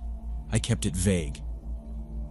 She told me the water lines scream sometimes, and if I heard it, I should text her so she could pop in. I said, "I'll tell Robert." She smiled without her eyes and said, "Tell me." I managed this property. I told her I had it covered and went back inside. The first week, nothing happened. I worked on my resume, walked Rex, cooked dinners from my uncle's freezer. I kept the doors locked and the blinds mostly down. On day 8, I came back from a jog and found my laptop open on a different browser tab. It was a dating site I had been looking at that morning. I decided I must have left it like that. Rex was asleep by the door and didn't twitch. 3 days later, 2 beers were missing from the fridge, and there was a note on the kitchen table that said, "Robert, we need to talk about the water bill." -K quote. The dash under the initial annoyed me more than it should have. I texted my uncle a photo. He replied fast. There were no problems with any bills, and Mrs. Cavano didn't have keys to the house. "Lost them years ago. I changed the lock," he wrote. I asked if he'd told her I was staying. He said yes, because of Rex in the garden, but that was it. "Don't let her bug you," he added. I walked the house slow. Nothing dumped out, nothing obviously missing. My phone charger was in a different outlet, which I wanted to blame on myself. The bathroom mirror had a fresh streak like someone wiped it and stopped halfway. Calling the police over a weird note and 2 beers sounded like I was trying to get kicked out of free rent. I needed to be practical. If someone could get in, I had to make it harder. That night I checked the doors again. The front had a solid deadbolt. The back door had an old spring latch with paint crusted around it. I pulled on it and felt a little give. Out of paranoia, I called it research to feel normal. I looked up how latches get bypassed. The first video showed a guy slipping a card between the jamb and the latch tongue and popping it. I tried it with an expired library card. The door opened like it owed me money. My stomach dropped. I locked it, tried again, and it opened again with almost no pressure. Rex trotted over and bumped my knee. I pushed him back and relocked it. I texted Robert. "Back door can be opened with a card." Getting a deadbolt, he said he'd reimburse me and told me to keep Rex inside at night. I wedged a dining chair under the knob because doing something felt better than nothing. I set a basic motion alarm app on my phone. Around midnight, a car idled outside for a bit and then rolled off. I lay there listening to Rex snore and tried not to overthink the laptop, the beers, the note. In the morning, I bought a deadbolt, but didn't install it yet because I wanted to show Robert on video how easy the latch was. When I got back, I tested the back door one more time. I slid a credit card into the seam, angled it, and the latch gave with almost no pressure. It was a typical old latch without a deadbolt. I installed a deadbolt that same day and felt better for about an hour. Then I found 2 wet towels bunched in the tub even though I hadn't showered. I stood there squeezing one, and water dripped like someone had just used it. Rex barked at the hallway and wouldn't walk past the bathroom threshold. I checked the doors again, checked the windows, nothing obvious. That afternoon there were dirty footprints on the living room floor, flat, small, and dusty at the heel. I take my shoes off at the entrance. I wiped them up and took a photo in case I needed proof later. By evening I was done playing it casual. I slid furniture against the back door and stuck a little piece of tape on the window latches to see if anyone moved them. At dusk, while a movie was playing low, I heard scratching at the front window. Not like a branch. Slow. Testing. I muted the TV. Rex stood up and growled, which he almost never did. When I pulled the blinds and looked, I saw a silhouette. Bun, narrow shoulders, one arm raised. Mrs. Cavano. She was waving like we were friends. I cracked the blind an inch, and she called through the glass. "Urgent message from Robert." I said, "Text me." She kept repeating that line and tried the knob. The deadbolt held. I told her, louder, I wasn't opening the door, and to leave. She paced across the porch and said I was being rude, that she was trying to help. I started recording on my phone, which made her step off the porch and stand by the yard light like she was considering something. Then she left. I sent the clip to my uncle. He replied, "I did not send her. Don't open the door again." After that, I locked the deadbolt constantly, even when I took a shower, which felt dumb until it didn't. I kept my wallet and keys in my pocket and put my laptop in a backpack with a luggage lock. I set a pan with forks stacked on the inside of the back door so it would crash if the door opened. I slept in bursts with Rex at my knees. The last days before my uncle's contract expired were coming up, and I started packing a little each day, planning to move out the following week. I told myself I could ride it out. It was almost over. Every time I thought about the note on the table, I felt stupid for not changing houses sooner. But I needed the free rent. That was the truth. That night I fell asleep on the couch in front of the TV. I was too tired to make it to the bedroom. Around 4 a.m. that breathing sound woke me up. Steady, close, like someone waiting for me to move. I snapped up, saw her in the hallway with the rag and bucket, and chased her out yelling I was calling the police. She backed away fast, hands up, saying I misunderstood, that Robert wanted the pipes checked, that she didn't want any trouble. When the door slammed behind her, I locked both locks and shoved the chair under the knob, even though it made no sense after the fact. Rex shook so hard his tags clinked. I called 911. I kept it basic and stuck to facts. The dispatcher asked if I knew the person. Yes, property manager. Was there damage? Number. Were there weapons? Number. The officers showed up about 40 minutes later. 2 of them, calm, tired, but thorough. They checked the exterior, asked if anything was missing, took photos of the bucket ring on the hall floor and the rag mark on the door. One of them asked why I'd let it get to this point. I said rent was free, and I didn't expect someone to risk charges over whatever this was. He looked at the new deadbolt and said, "Good. Get window pins." They knocked on her door down the street and came back 30 minutes later with a shrug. She told them she had permission, that the owner wanted a leak looked at. No signs of forced entry, no damage. Without evidence of break-in or an assault, this is trespass at best, and that's muddier because she manages the place, the older one said. I called my uncle on speaker. He told them he never gave permission, and that she wasn't to enter. They noted it but said, straight up, it was my word against hers tonight.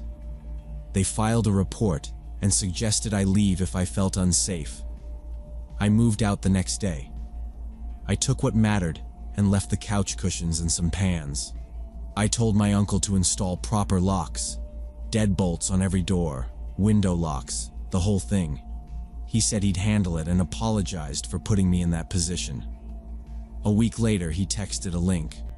For sale listing. Same cottage, staged photos with fresh paint and a different manager name. She quit, he wrote. I never saw her again. I still hear that steady breathing sometimes when I wake up too fast, and I see her jaw working in that dark hallway, chewing on nothing, patient like she had all night. I don't know how many times she watched me sleep before that. I don't want to know.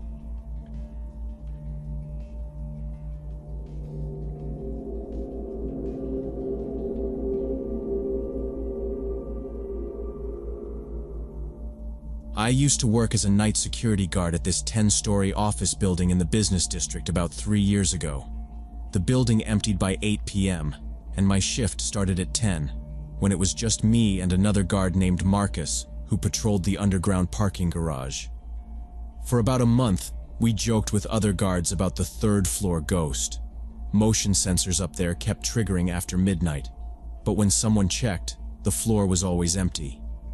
Hallway cameras showed nothing, and we blamed faulty sensors. The company renting that floor did logistics work, strictly 9 to 5, so nobody should have been there at night. We figured the sensors were just broken. That's what I wrote in the log too, like a reflex. False alarm, likely motion drift. I didn't love those late pings though. The first week I told myself it was HVAC. The second week I noticed it was always between 12:40 and 1:20, which felt less random.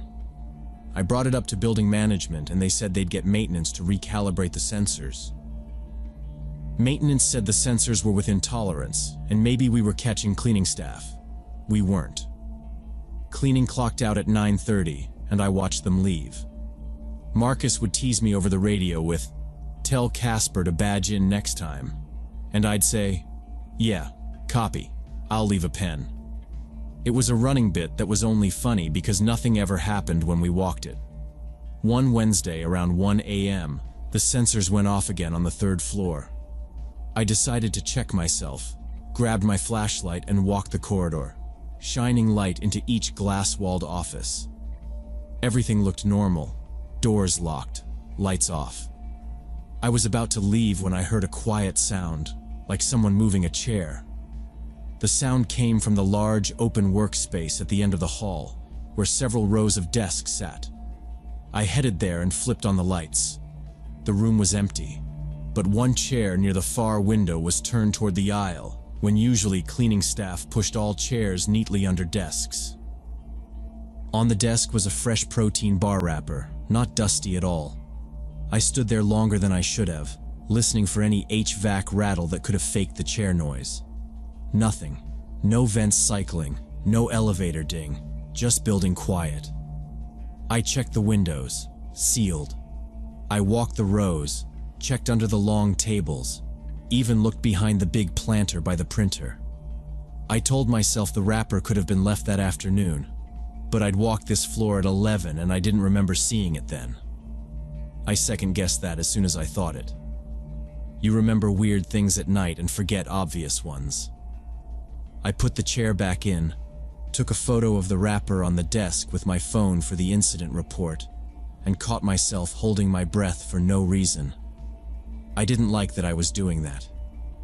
I called Marcus, and he came up to the third floor. We checked every office together, even closets and bathrooms. Nobody.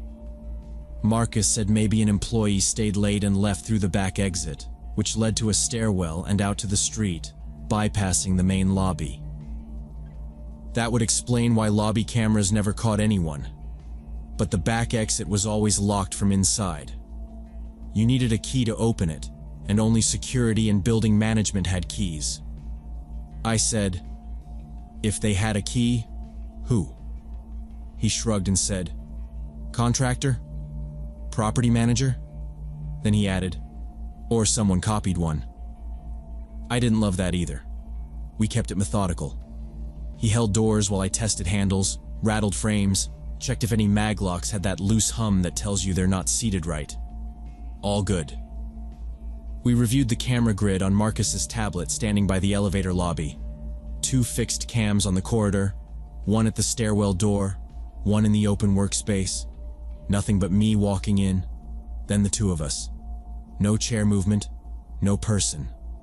Marcus said, "Camera angle might have missed the chair." They do. He wasn't wrong. We're not CSI. Our cams were old, cheap, and only recorded on motion. And if the algorithm decides desk chairs aren't motion, you get nothing. I still felt stupid pointing at a wrapper like it meant anything. Marcus said, "Let's check the back exit anyway." We moved together, not because we were scared, but because it made sense. If someone was gaming our route, splitting up would be dumb. We reached the metal door with the crash bar and the cylinder lock below it. I checked the door. It was locked. Next 2 weeks, I watched the third floor more carefully, but nothing unusual happened. I walked that hallway twice a night and logged nothing but dust and locked doors. Then on a Friday evening, Marcus noticed something on the parking garage camera recording. Every few days at the same time, around midnight, one of the ventilation grills in a far corner of the garage moved slightly, like from airflow, but the ventilation system wasn't running then. He rewound and played it twice. The louvers twitched, hesitated, then settled. Not a draft. Too steady. We went down and examined the grill. The screws weren't tight, and one had different threading than the others, like someone replaced it from a toolbox that didn't match. Behind it was a narrow ventilation shaft leading upward. I shined my light and saw dust disturbed in a straight line, not just random. Marcus said, "Don't touch it more," and I agreed. We took stills off the camera and noted the times. No reason to pretend it was nothing. Marcus called the building manager, who came the next day with a rolled-up set of technical blueprints and a guy from maintenance. The manager spread the drawings on a folding table in the security office and traced a finger along the old ventilation system. The ducts were larger than modern runs, from an earlier retrofit, and they connected all floors in a backbone that wasn't really used anymore. Maintenance said the fans only kicked on during heat waves, which explained nothing about midnight movement. The manager frowned and said, "Technically, someone could move through them, though it would be dangerous and not intended." He looked at me and Marcus and added, "Do not go in there." We didn't argue. We logged the grill as evidence, put it back without tightening the odd screw, and marked the time we'd first found it loose. That night I added third-floor checks every hour. Nothing pinged. If anything, the quiet felt heavier, because we finally had a path that made sense. The protein wrapper, the chair, the sensor timing. If someone was using the ducts, they had a way to step around cameras and doors. The manager called the police, and they installed cameras at ventilation exits on several floors. Officers came in plain clothes, walked the halls with the manager, and asked us for a list of night anomalies. They set tiny battery cams on magnets inside grills, and one in the storage closet on the third floor that had a duct discharge. We left those alone. A week later, the camera on the third floor caught a thin man, maybe 30, climbing out of the vent in that closet around 3 a.m. He wore dark clothes and a small backpack, and he moved like he'd practiced the route. He checked the hallway, then walked to the open workspace, pulled food from his backpack, ate at one of the desks, used the bathroom, and returned to the ventilation system. In the morning, the police called a briefing in the lobby. They said they would wait the next night and arrest him when he appeared again. Our job was to keep normal rounds and not spook him. That night, we stayed off the third floor and watched the monitors. Around 2:55, movement alert in the closet. Same man. He slid out, stood, and an officer stepped in from the stairwell as another came from the elevator lobby. No yelling. Just police. Hands where we can see them. He froze, put the backpack down, and they cuffed him without a fight. When they brought him through the lobby, he looked exhausted more than anything. Later, we heard he was a homeless programmer who lost his job and apartment 6 months earlier. He found a way into the building through the vents, set up a living space in one of the wide ducts between the third and fourth floors, brought in a sleeping bag and water, and every night came down to eat leftovers from office fridges and use the facilities. He didn't hurt anyone or steal anything except food. Still, the fact that someone had been living undetected in the building's walls for months changed the way I walked every hallway. I turned in my notice a month later. Even after they sealed the ventilation ducts and added better cameras, I kept catching myself standing outside the third floor closet, listening. I couldn't shake the feeling that someone was watching me during night rounds, even knowing the building was fully checked and the ventilation ducts were sealed.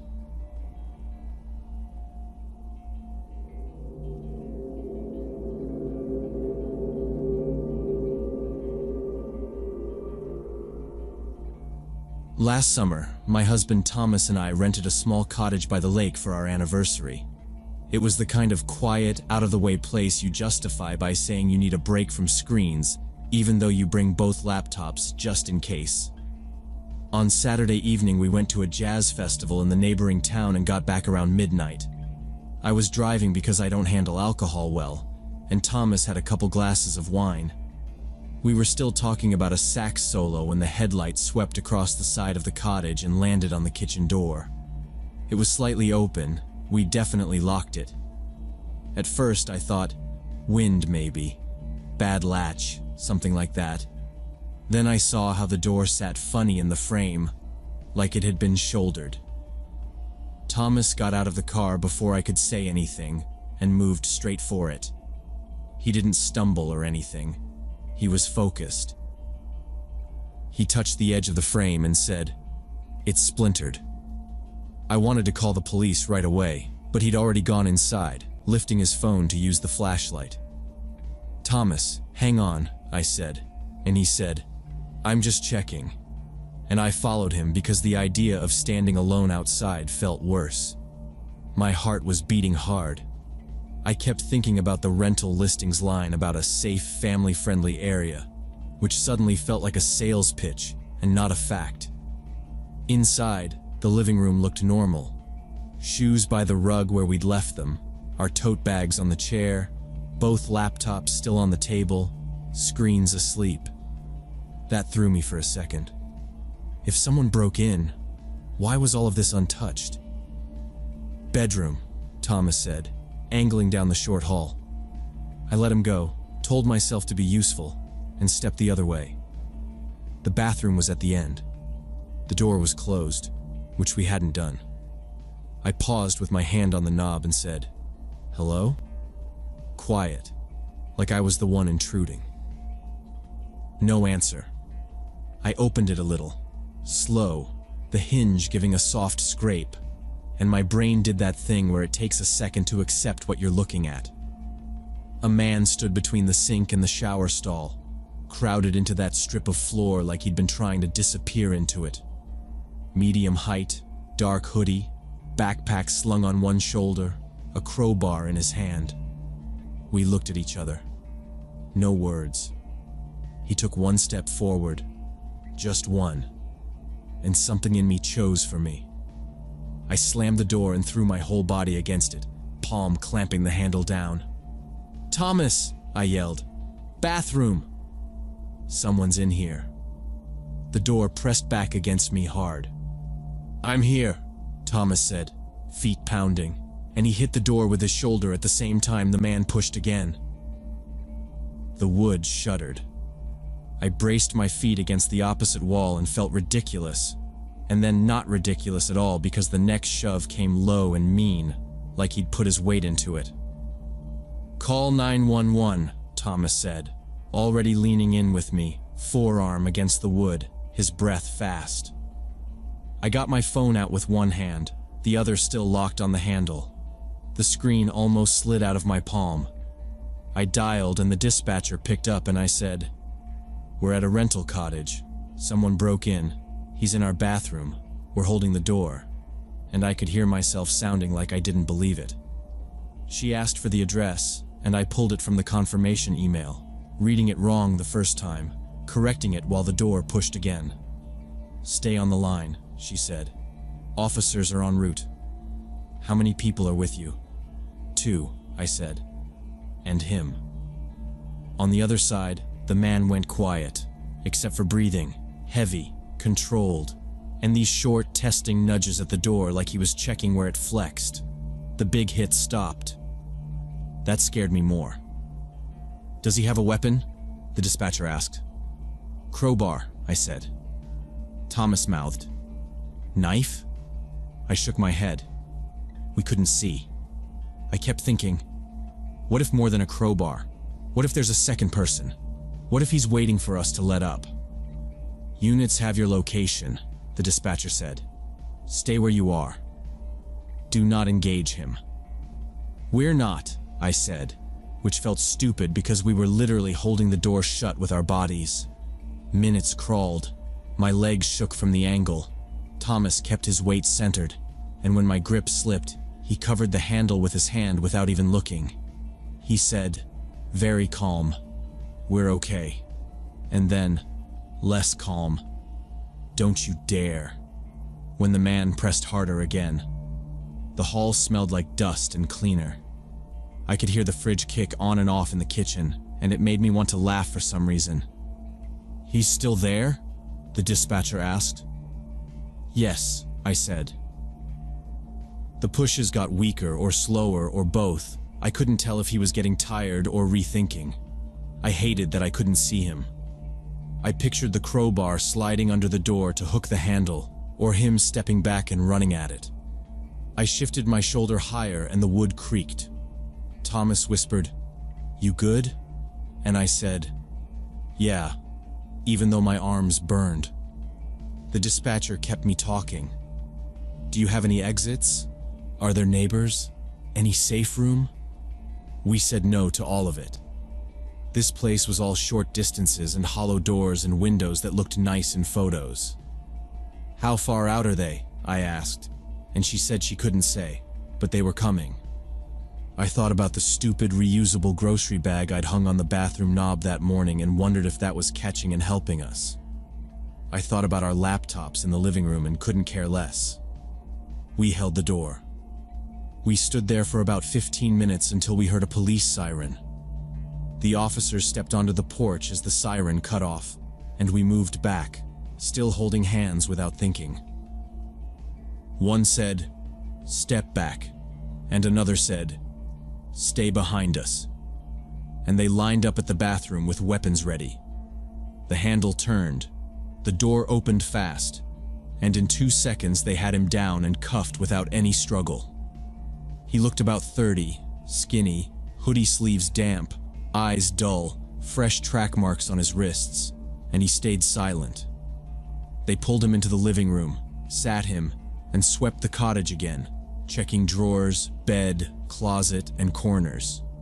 Nothing was missing. Our laptops, wallets, and keys were where we left them, like he never touched anything except door. An officer asked, "Anything feel off? Anything moved?" And we both said no, because nothing looked different except the frame. Another officer explained he likely broke in to ride out withdrawal somewhere warm, and he had not expected us back. They walked him past us, and he muttered, "Didn't think you'd be here." Embarrassed than angry, eyes unfocused, jaw tight. A sergeant took our IDs, asked about our evening, times, the key, and wrote it down twice, barely looking up. Another held up the crowbar in a bag and said we were lucky we had not opened bathroom first thing. He said the man had been in there at least 2 hours before we arrived, probably listening for us to return. We spent the rest of the night at the station giving statements, and it felt like repeating movie on loop. Me in one room, Thomas in another, then both together while a recorder blinked and someone watched the clock slowly. They photographed the broken frame and latch, logged the crowbar and a backpack, and swabbed the wood where marks were. Every few minutes someone asked the same question a different way, trying to get a clean version with no gaps. Around morning they released us, and an officer drove behind us to the cottage so we could pack and leave. We skipped breakfast, skipped the lake, skipped everything we booked, and we filled bags without talking except to check chargers. Thomas kept apologizing in small bursts, saying, "I should have waited," and "I shouldn't have gone in," and going quiet. I told him we made mistakes, not to soothe him, but because it was true, and I needed to hear it. He unlocked the car while I walked through the rooms once more, checking outlets and windows, doing dumb control rituals. On the drive home, we didn't play music, and the road felt longer, like miles stretched out and wouldn't end. When I blinked, I kept seeing the door opening and his face, not the color of his eyes, flat look. I remembered how close we were in that hallway, close for strangers, and heavy the door felt under our shoulders. Now we rent places differently, and we ask about locks, and we actually test them instead of trusting the listing. We tug on latches and slide bolts, and if anything feels flimsy, we put a doorstop, or we not stay. We never leave a rental unlocked even for a couple hours, not for a quick walk or a festival downtown. We joined a community alert app that shows crime reports in the area, and knowing beats guessing, even if uncomfortable. Friends tease us for being jumpy, and we let them, because the habit helps more than it hurts on trips. That night taught us danger does not announce itself. Sometimes it waits in a bathroom with a crowbar for you.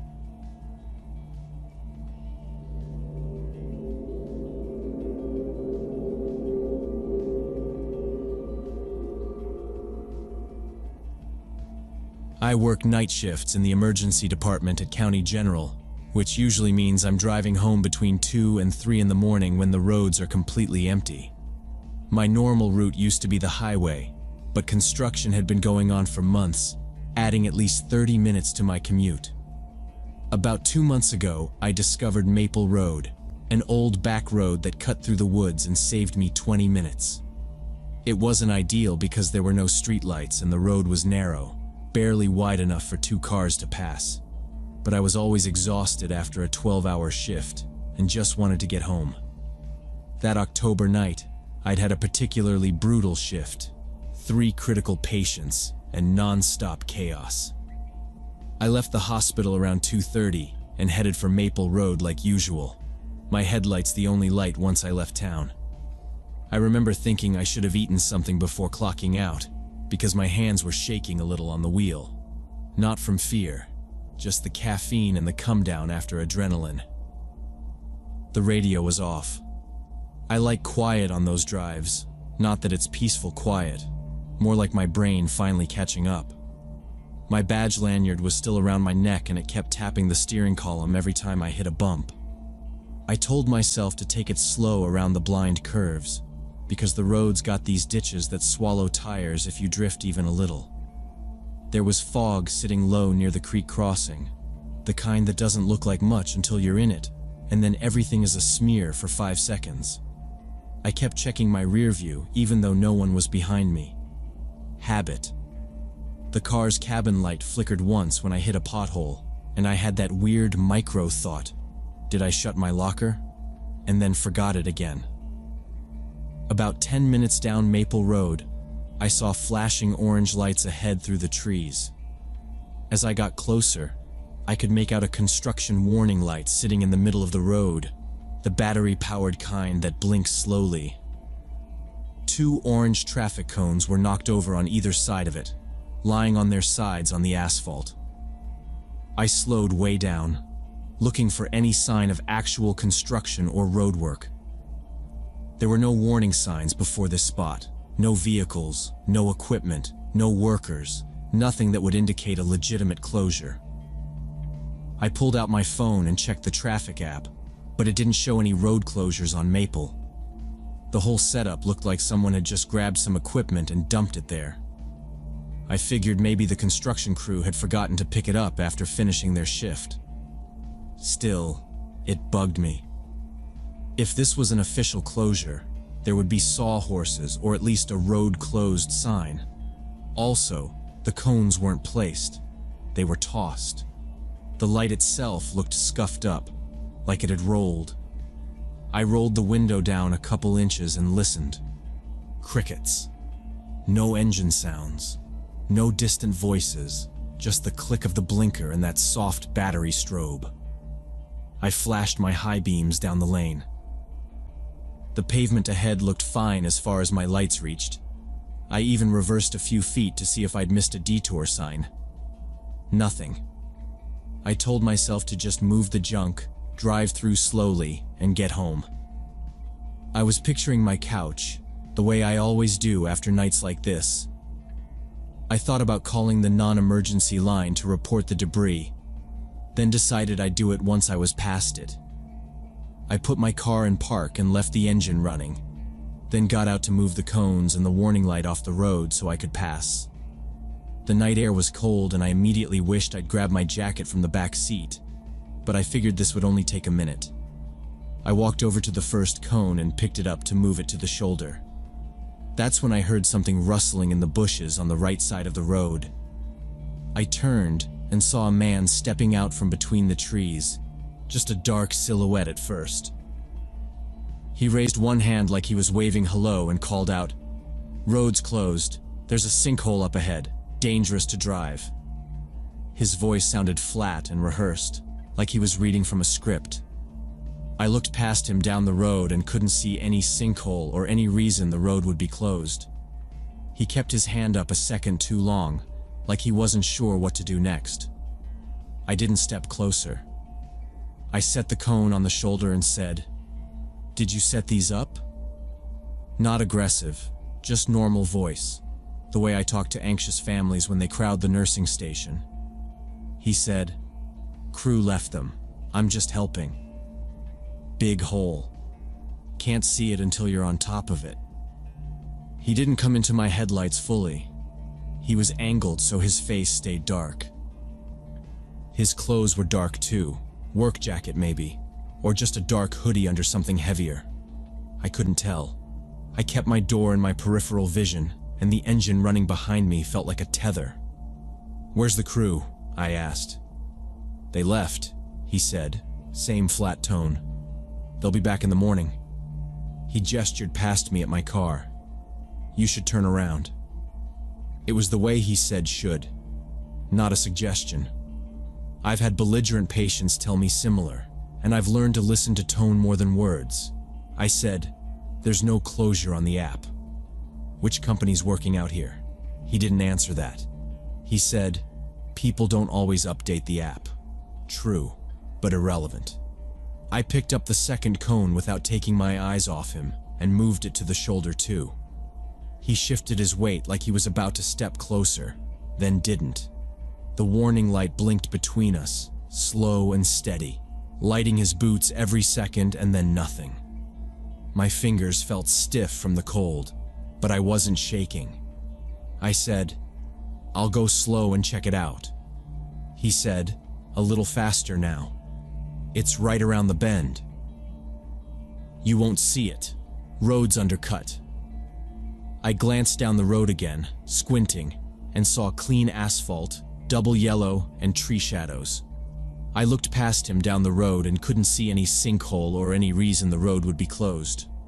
I asked him where the warning signs were and why there was no detour posted, but he just repeated the same line about it being dangerous, and that I needed to turn around. I said, "If there's a sinkhole, I'm calling it in," and reached into my pocket for my phone without looking away from him. He took 2 steps closer, fast. "Don't," he said, and it wasn't loud, it was flat again, but the word hit like a hard stop. He still hadn't shown me a badge, a vest, anything. No truck, no toolbox, no reflective tape. Just a man who had been standing in the trees at 3 in the morning pretending to be road crew. My gut finally caught up to what my eyes already knew. This wasn't a closure. This was a setup. I started backing toward my open door, slow, keeping my hands visible and my voice even. "All right, I'll turn around," I told him, because I didn't care about pride. I cared about getting out.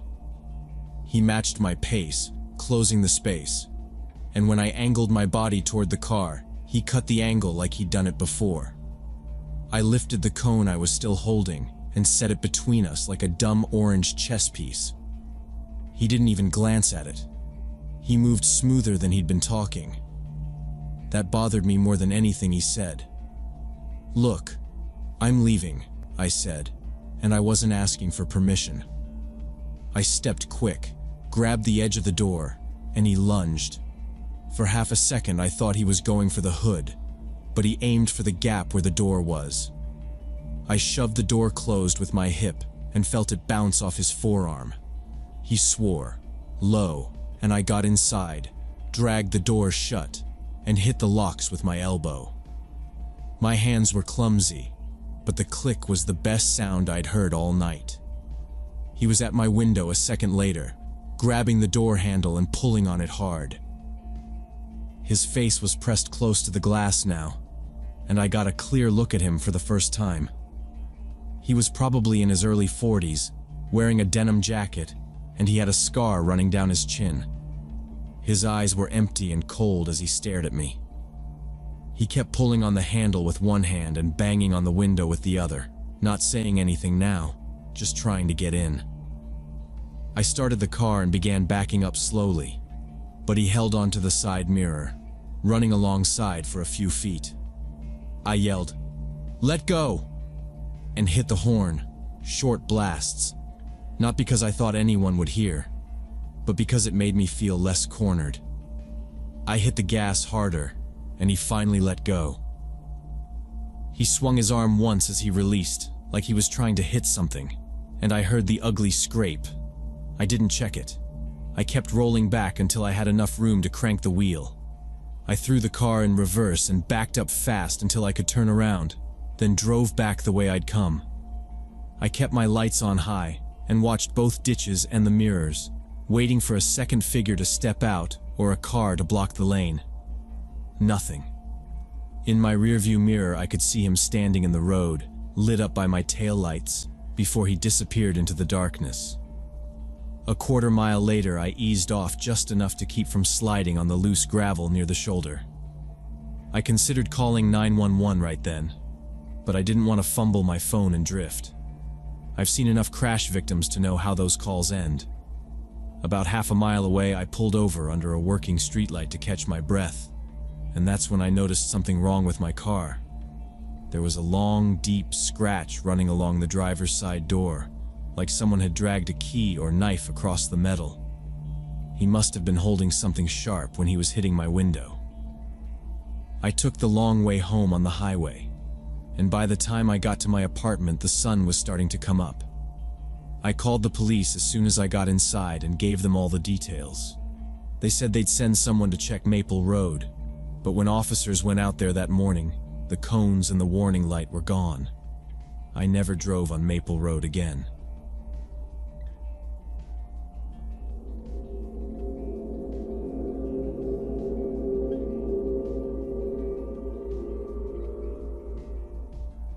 I found out someone had been living in my house for 2 weeks, and I had no idea. Thursday morning, I opened the fridge and saw my yogurt was gone. I asked Mrs. Radford, my landlady, if she ate it. She swore she didn't touch anything on my shelf. That's when I started thinking about the other weird stuff.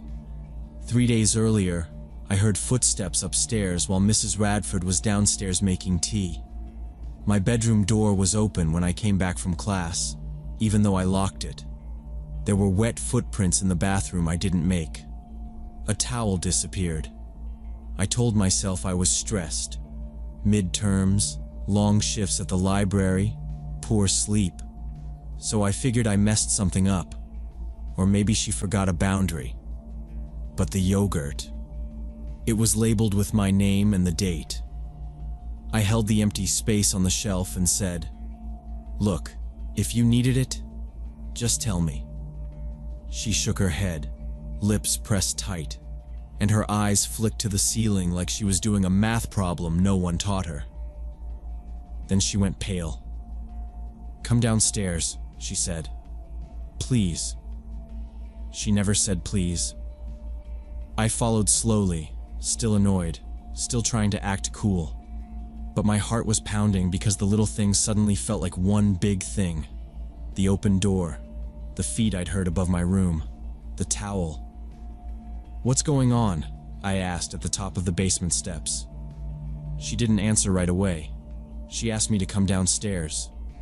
A month before all this, I was looking for a place near my college in Ohio.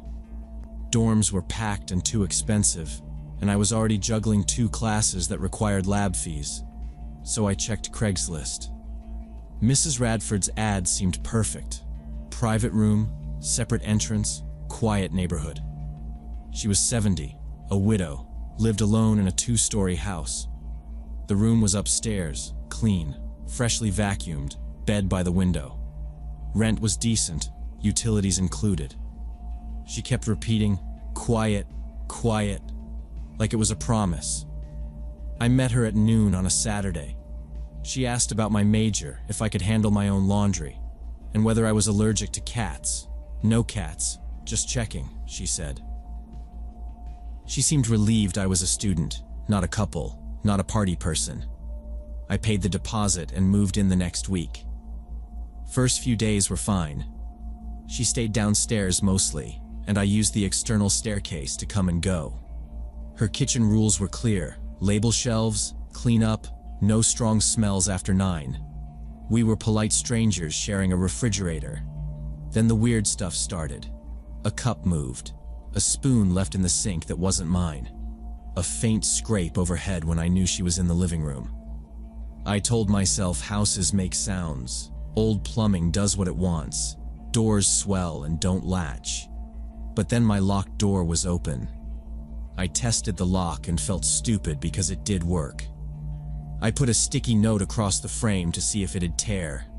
The next evening, the note was peeled and stuck back on crooked. When Mrs. Radford asked me to sit down, I knew something was wrong. She sat on the bottom step, hands shaking, and told me her son Thomas lived in the basement. He was 36, had mental health issues, and she'd been hiding him from social services for 2 years. He was officially listed as missing after walking out of a psychiatric facility in Cleveland. "They'll take him back," she said, voice breaking. "They hurt him there. He gets confused, but he's gentle. He goes upstairs when he thinks no one's here." I stared at the laundry machines because I couldn't look at her. "So he's been in the house," I said. "At night?" She nodded, then rushed to say he was harmless, that he knew to stay downstairs, that she locks the inside door when he's agitated. I thought about the peeled, sticky note and the footprints. "My door was open," I said. "I lock it." She covered her face and mumbled that she tells him not to touch anything, that he doesn't understand boundaries when he's upset. I asked, "Is he here now?" And she said yes, sleeping on a cot behind the storage room. My stomach flipped so hard I had to hold the railing. I asked why she didn't tell me before I moved in. She said no one would rent to a woman with a missing son in the basement. I needed help with the mortgage, she said, and I needed him close. I told her I should call someone, not the police, just someone. She grabbed my sleeve. "Please. Please don't," she said.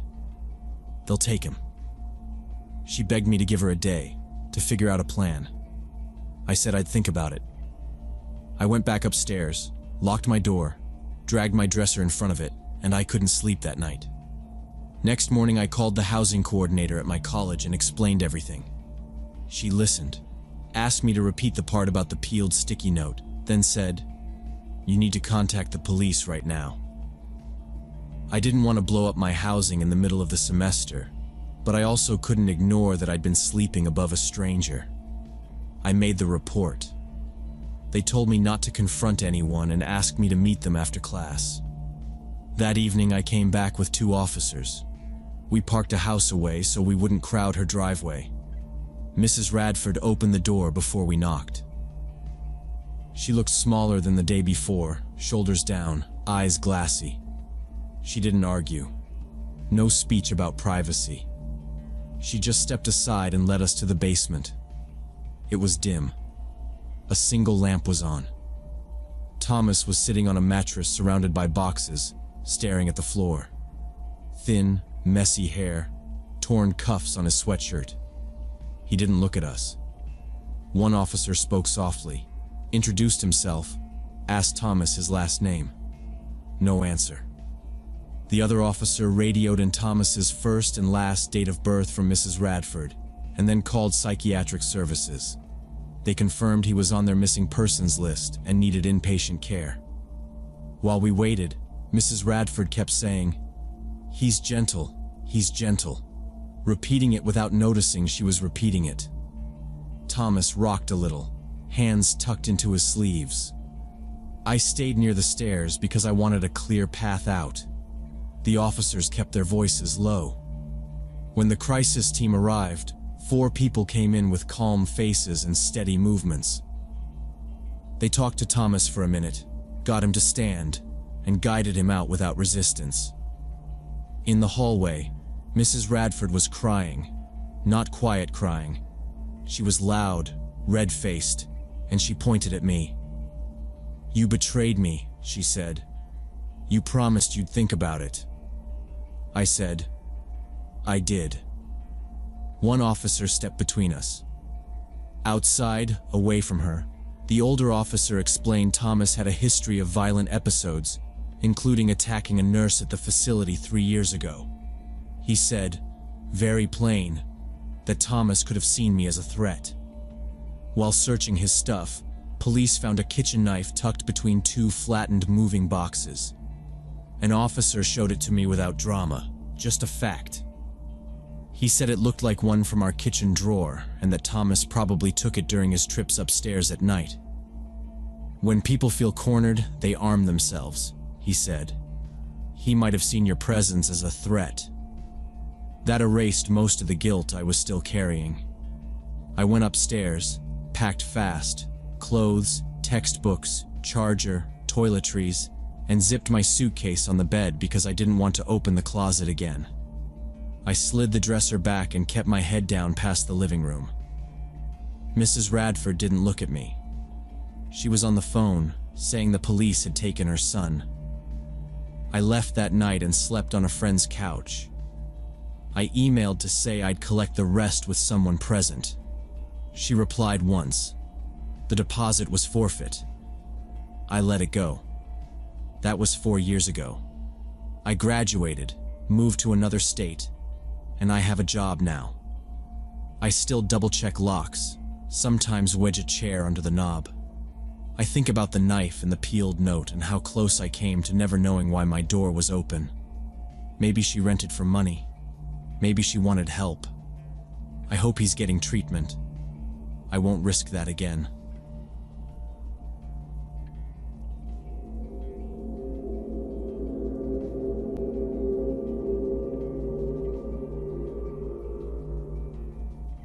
Way back in February 2018, I was working as an accountant at a small firm and renting a studio on the 3rd floor of this old 6-unit brick building.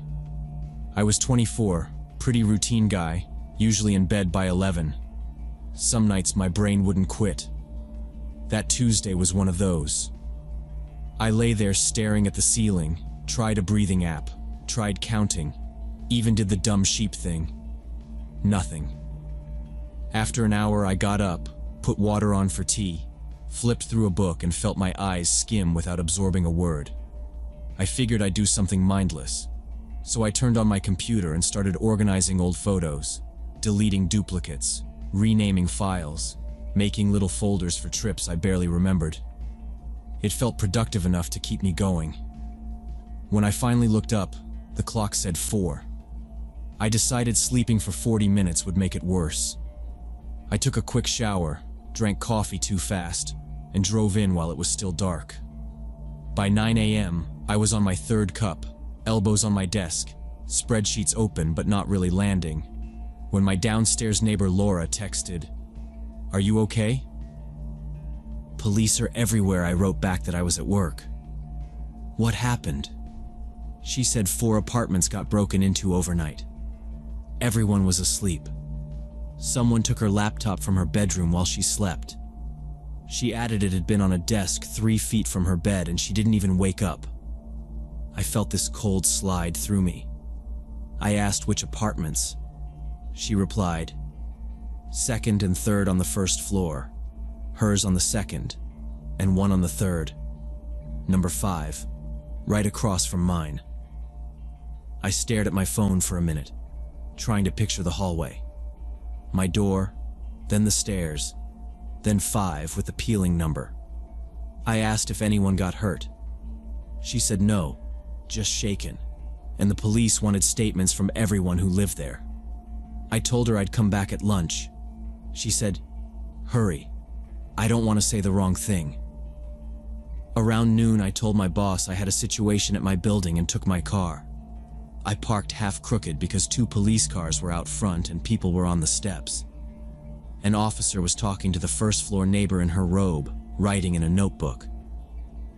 Laura waved me over like she'd been holding her breath. She looked tired and kept rubbing her wrist like she didn't know where to put her hands. "I woke up at 7, she said, and my front door was slightly open. Laptop was gone from the desk. Wallet from the hallway table, too. I didn't hear anything. Nothing." Her eyes flicked toward my door upstairs like she was still checking it was there. The neighbor on the first floor said her phone, tablet, and cash were taken straight out of her purse by the couch. "I always zip it," she kept saying, like that detail should have mattered. The officer nearest us explained in this calm, practiced tone that the burglars used lockpicks. "No force at entry on any unit," he said. "Old locks are easy to manipulate. They come in quiet, take what's visible, leave, move on. People sleep through it." He asked about our building's main entry and I told him the front latch sometimes didn't catch unless you pulled hard. He wrote that down. Another officer had a small kit open on the stairs. Brush, powder, bags. But he wasn't dusting much. "Handles are touched by everyone," he said, like he was answering a question we hadn't asked yet. I asked Laura if anything else was missing. She said no, not even the TV, just stuff that fits in a backpack. She kept shaking her head at her open door like it was rude more than criminal. The first-floor neighbor was talking about her kids' baby photos on her tablet, and I could hear her voice wobble, then steady, then wobble again. The officer with the notebook nodded a lot. He said they'd canvass, check cameras on the corner store if the owner cooperates, and send someone by property managers about the locks. It sounded like a script, but not in a bad way, just efficient. He turned to me. "Which unit are you?" "6, I said. "Brandon." "Everything okay with you, Brandon? Anything taken? Any signs of tampering?" He watched my face as he asked it. "My door was locked when I left," I said. "Looks fine." I realized I hadn't actually checked. He must have seen that flash of doubt because he nodded toward the stairs. "Let's confirm." We went up and I put my key in. It turned smooth. Inside looked normal. Bed unmade. Coffee mug in the sink. The computer on my desk was asleep with the little light pulsing. I woke it and my photo folders were still up. It hit me then how close it had been. If they'd tried my unit at 2 or 3, I'd have been sitting there. I pictured the door turning, someone stepping into the blue glow of my monitor, seeing me seeing them. That image was so clear it made my shoulders tighten. Back in the hallway, Laura asked the officer how many there were. He said could be 1 moving fast, could be 2 leapfrogging. "These types prioritize speed and silence," he said. "They test a door, in and out in under 2 minutes." He looked at the dead bolts like he was measuring them with his eyes. "These are original?" I said, "Yeah, the landlord hasn't updated anything since forever." He scribbled again. Downstairs, the first-floor neighbor asked if they'd come back. He didn't say no. He said, "Criminals return to soft targets. We harden the target." Then he looked at me. "Your unit wasn't hit?" I shook my head. He asked what time I'd gone to bed.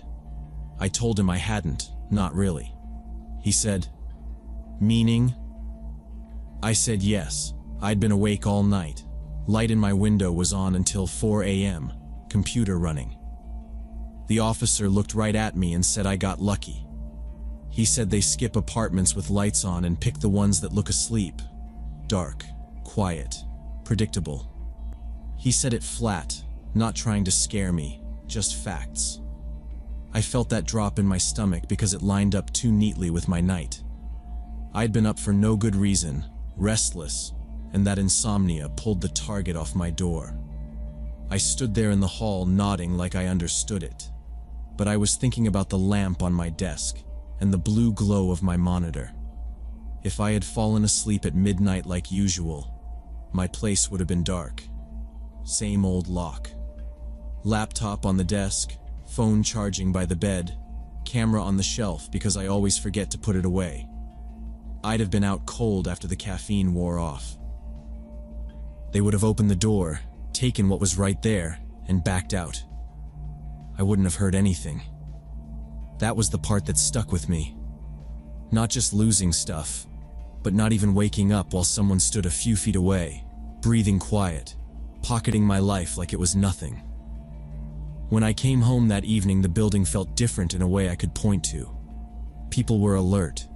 Doors cracked, voices low, then quick clicks of locks. Laura asked if I was buying a new deadbolt. I told her I'd wait to see what the landlord did because money was tight, but I'd use the chain in the meantime. The officer suggested a routine.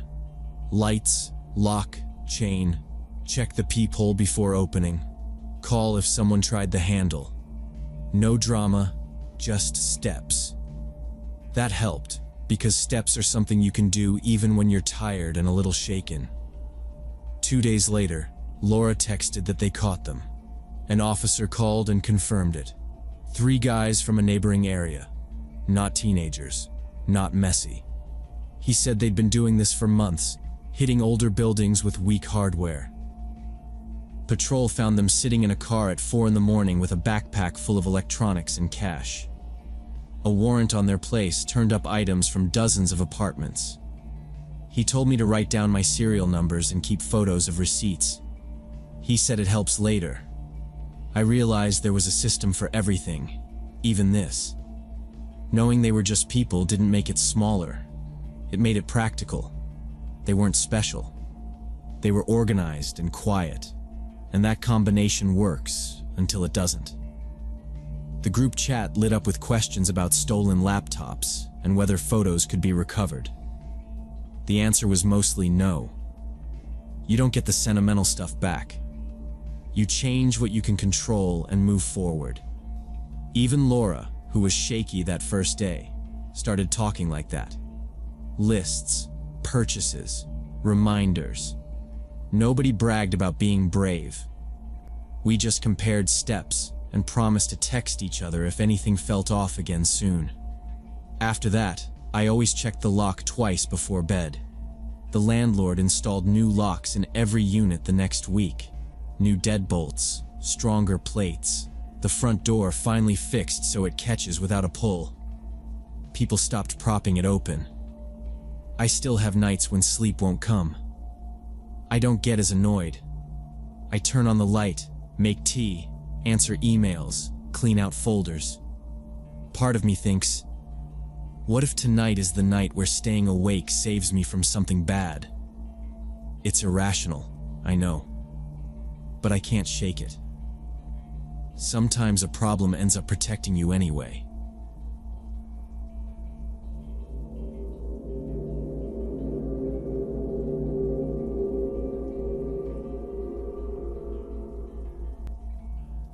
Way back in May of last year, I was walking home from work through the park in downtown Austin on a warm evening.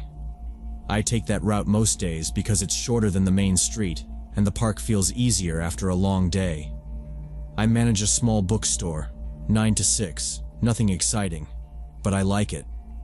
It was around 6:30, sun dropping, lots of people out. Couples, dogs, joggers. Near the fountain in the middle of the park, a man sat on a bench, maybe 50, wrinkled jacket, University of Texas cap, thick graying beard. As I passed, he looked straight at me and called, "Excuse me, can I ask you something?" I stopped but stayed a few yards back, ready to walk if it felt off. He didn't seem aggressive, just beat down tired. "Have you noticed more planes in the sky lately? Especially in the evenings, leaving trails that don't disappear for hours?" I gave a vague little nod, mostly to be polite, not because I had an opinion about it. He went on, more animated than I expected. Those aren't normal contrails. Those are chemtrails. The government is spraying chemicals for population control. I've been studying this for 3 years. I have evidence. He pulled a crumpled printout from his jacket, pages with charts and washed-out photos of skies, and jabbed his finger at the cloudy streaks like I should have seen it already. I told him, as gently as I could, I think those are just regular planes on flight paths. He shook his head, almost smiling, like I'd said the secret password. That's exactly what they want you to think. You know why I can see this and others can't? He glanced around, lowered his voice, and leaned a bit closer. Because I'm one of the few who didn't succumb. In 2015, I had surgery. Appendicitis, officially. But I'm certain that's when they implanted the chip in my head. I can feel it, especially when it rains or a storm is coming. That's when it clicked for me. This was a mental health situation. He still didn't read dangerous, more like desperate to be heard. People were walking by, throwing us looks like we were an odd street act. I considered just saying, "Hey, I need to get going." But he'd picked me because I'd paused, and cutting him off felt like kicking a stray dog, so I stayed a minute. The chip was supposed to turn off my critical thinking, but something went wrong, and instead I started seeing the whole picture, he said. I stood there listening, half out of manners, half because some part of me was curious how far the story went. He told me he was staying at a shelter on 6th Street and came to this park every day to monitor the operation and document aircraft activity. He dug out a small notebook from another pocket. The pages were packed edge to edge with tiny writing. Times, wind direction, temperature, notes like humid, head pressure higher, persistent trails. He laid it open for me like a ledger. See? I log every plane, the time, the direction, the weather conditions. There's a pattern. They spray more before elections and during protests. He said it the way you'd point out the answer key in the back of a textbook. I asked, careful with my tone, "Have you talked to a doctor about this?" He laughed, but there was nothing funny in it. Bitter, worn out. Doctors are part of the system. They're the first ones who get instructions to label people like me as paranoid and prescribe pills that fog the mind. I tried them. It only makes it worse. He kept talking for about 10 minutes. Bugs in the phone poles, secret labs under the city, coded messages hidden in billboards. I listened, nodded, didn't argue. There's no point arguing when someone's reality is that solid. When he stopped to breathe, I said, "I have to go, but thank you for sharing this with me." He looked at me like he was weighing if I meant it, then nodded, serious. "Be careful. Watch the skies. Don't trust official narratives," I said I would and started walking.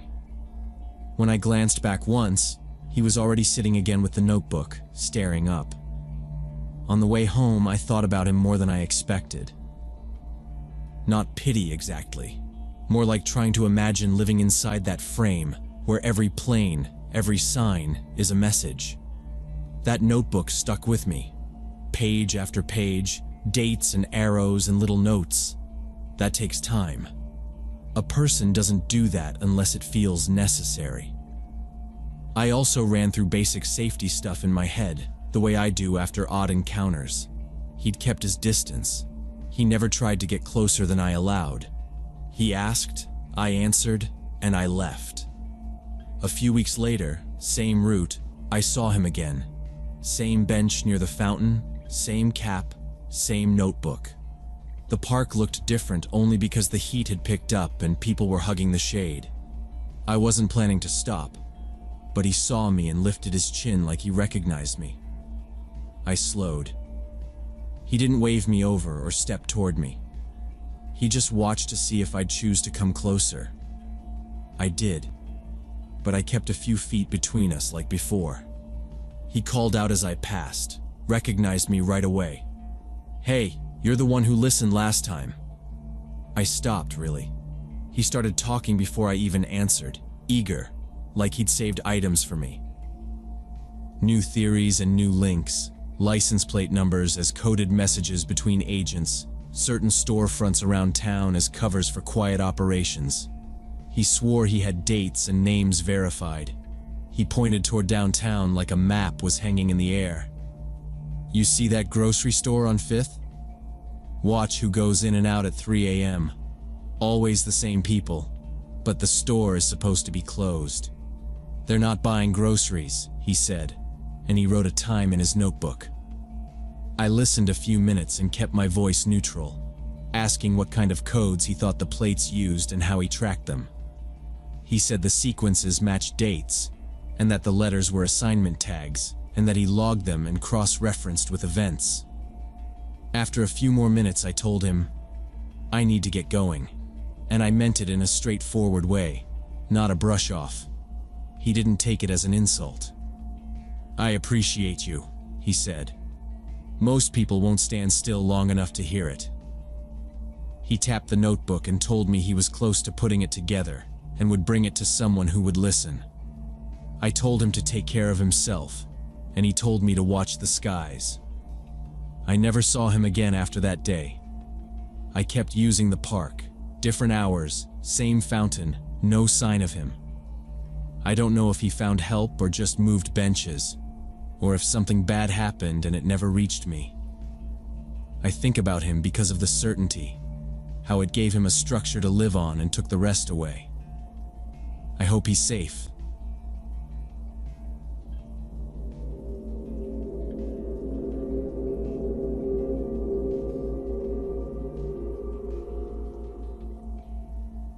I was working the overnight shift at a 24-hour supermarket about 8 months ago. From midnight to 6 a.m., only 3 of us covered the entire floor. It was a Wednesday night, middle of the week, barely any customers, just the usual shift for restocking. Around 1 in the morning, I noticed this guy, maybe 30 years old, standing by the lottery ticket display near the registers. He'd been there for like 20 minutes, holding his phone, seemingly texting someone, occasionally glancing toward the entrance. I walked over and asked if he needed help. He snapped that he was waiting for someone and everything was fine. His voice was tense, but I figured he was just tired or annoyed that whoever he was waiting for was late. He wasn't buying scratchers, wasn't even pretending to browse, just planted there. Hoodie up, cap low, clean sneakers, and he had that way of standing where his feet were angled toward the doors like he was ready to move. I said, "All right, let me know if you need anything," and stepped back toward the end of the lane. Denise, my cashier, raised an eyebrow at me. I gave a small shrug. He kept looking at the sliding doors like he expected someone to appear any second. At one point, he typed a long message and then locked his phone without sending it. That stuck out to me. People don't do that unless they're rehearsing something or they don't want a record. I told myself I was overthinking it. We had pallets to break down. Milk, yogurt, some deli stuff that always arrived half frozen. Luis had called out, so I was splitting stock with a temp who moved slow and kept asking where we kept the box cutter refills. I did a walk past the guy again on my way to grab a printer ribbon. He avoided eye contact. Not nervous exactly, just tight. He asked what time it was. I told him 1:08. He nodded and went back to staring at the doors. I remember thinking, if you're waiting that long for a ride, you sit down. But he wouldn't sit. Like he had to be upright to catch something as it happened. I needed to check the night delivery in the back, where the cold storage was, so I asked Denise at the register to keep an eye on the floor. I spent about 40 minutes back there, counting dairy products and signing delivery forms. The temp screwed up the counts on the yogurt, and I had to redo them, which put me behind. The dock was loud with the reefer running, but I kept my radio on in case Denise needed me.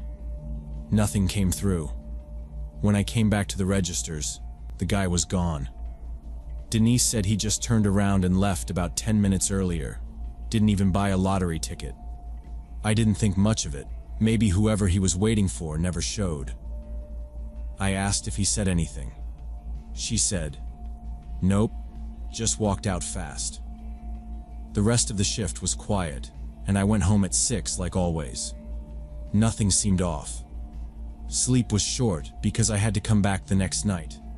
Thursdays are usually worse for stocking, more pallets, more freezer stuff that eats time. I badged in at 10:56 p.m. Carlos, the day manager, was still there at his desk in the little office behind customer service.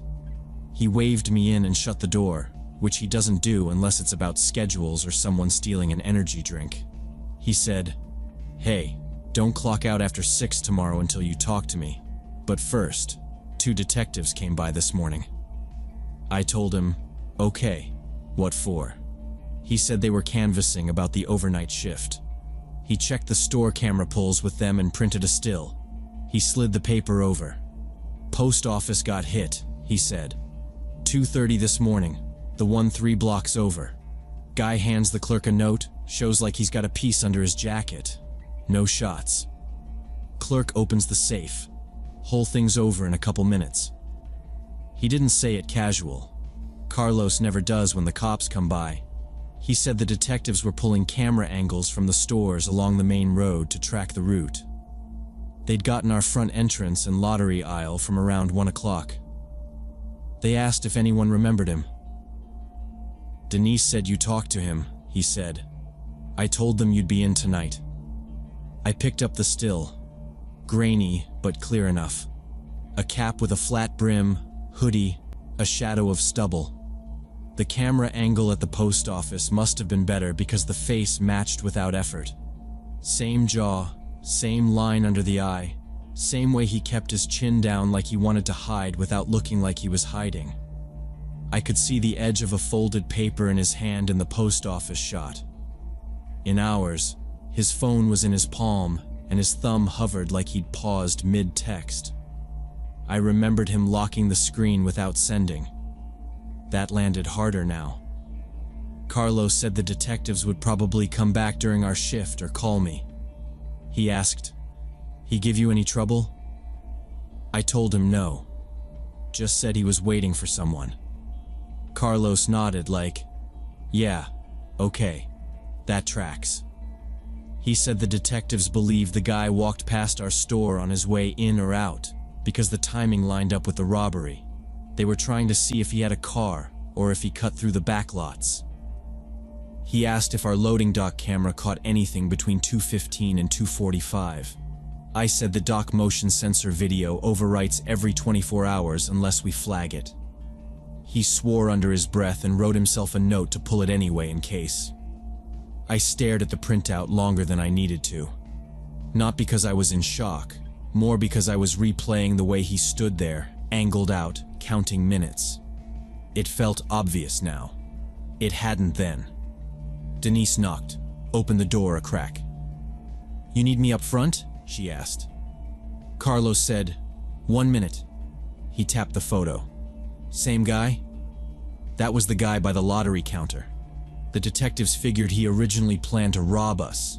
They said he fit the pattern they see with late-night hits. Watch the staff, wait for a clear window, move fast. A supermarket at night is quieter than daytime, and there's cash at the tills plus the safe drop. "He was testing you," one of them said. I believed it, because he never acted like a normal customer. I realized he'd been waiting for the floor to empty, and when I left for cold storage, that was probably his moment. Except Denise stayed planted by the register the whole time. They told me the street cams picked him up looping the block between our store and the post office for about 20 minutes. He walked, then cut across the parking lane, then walked back, always checking over his shoulder at our doors.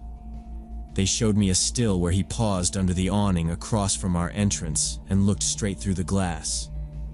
He was deciding where the fewest eyes were, the other detective said. The timing lined up.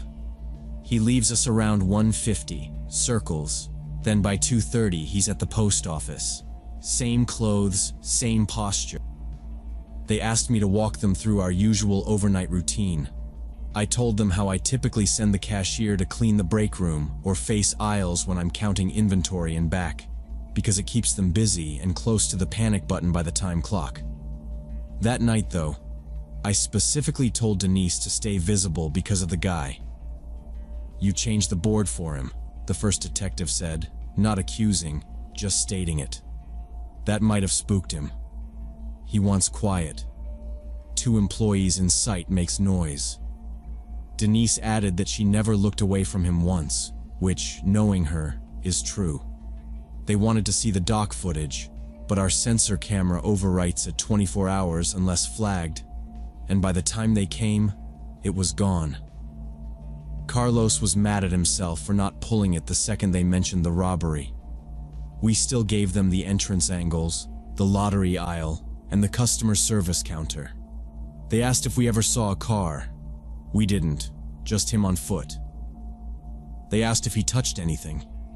I said he leaned an elbow on the countertop, but I'd wiped it at shift change like I always do, which got me a tight nod and a fair enough. It felt like every normal habit erased something they hoped to find.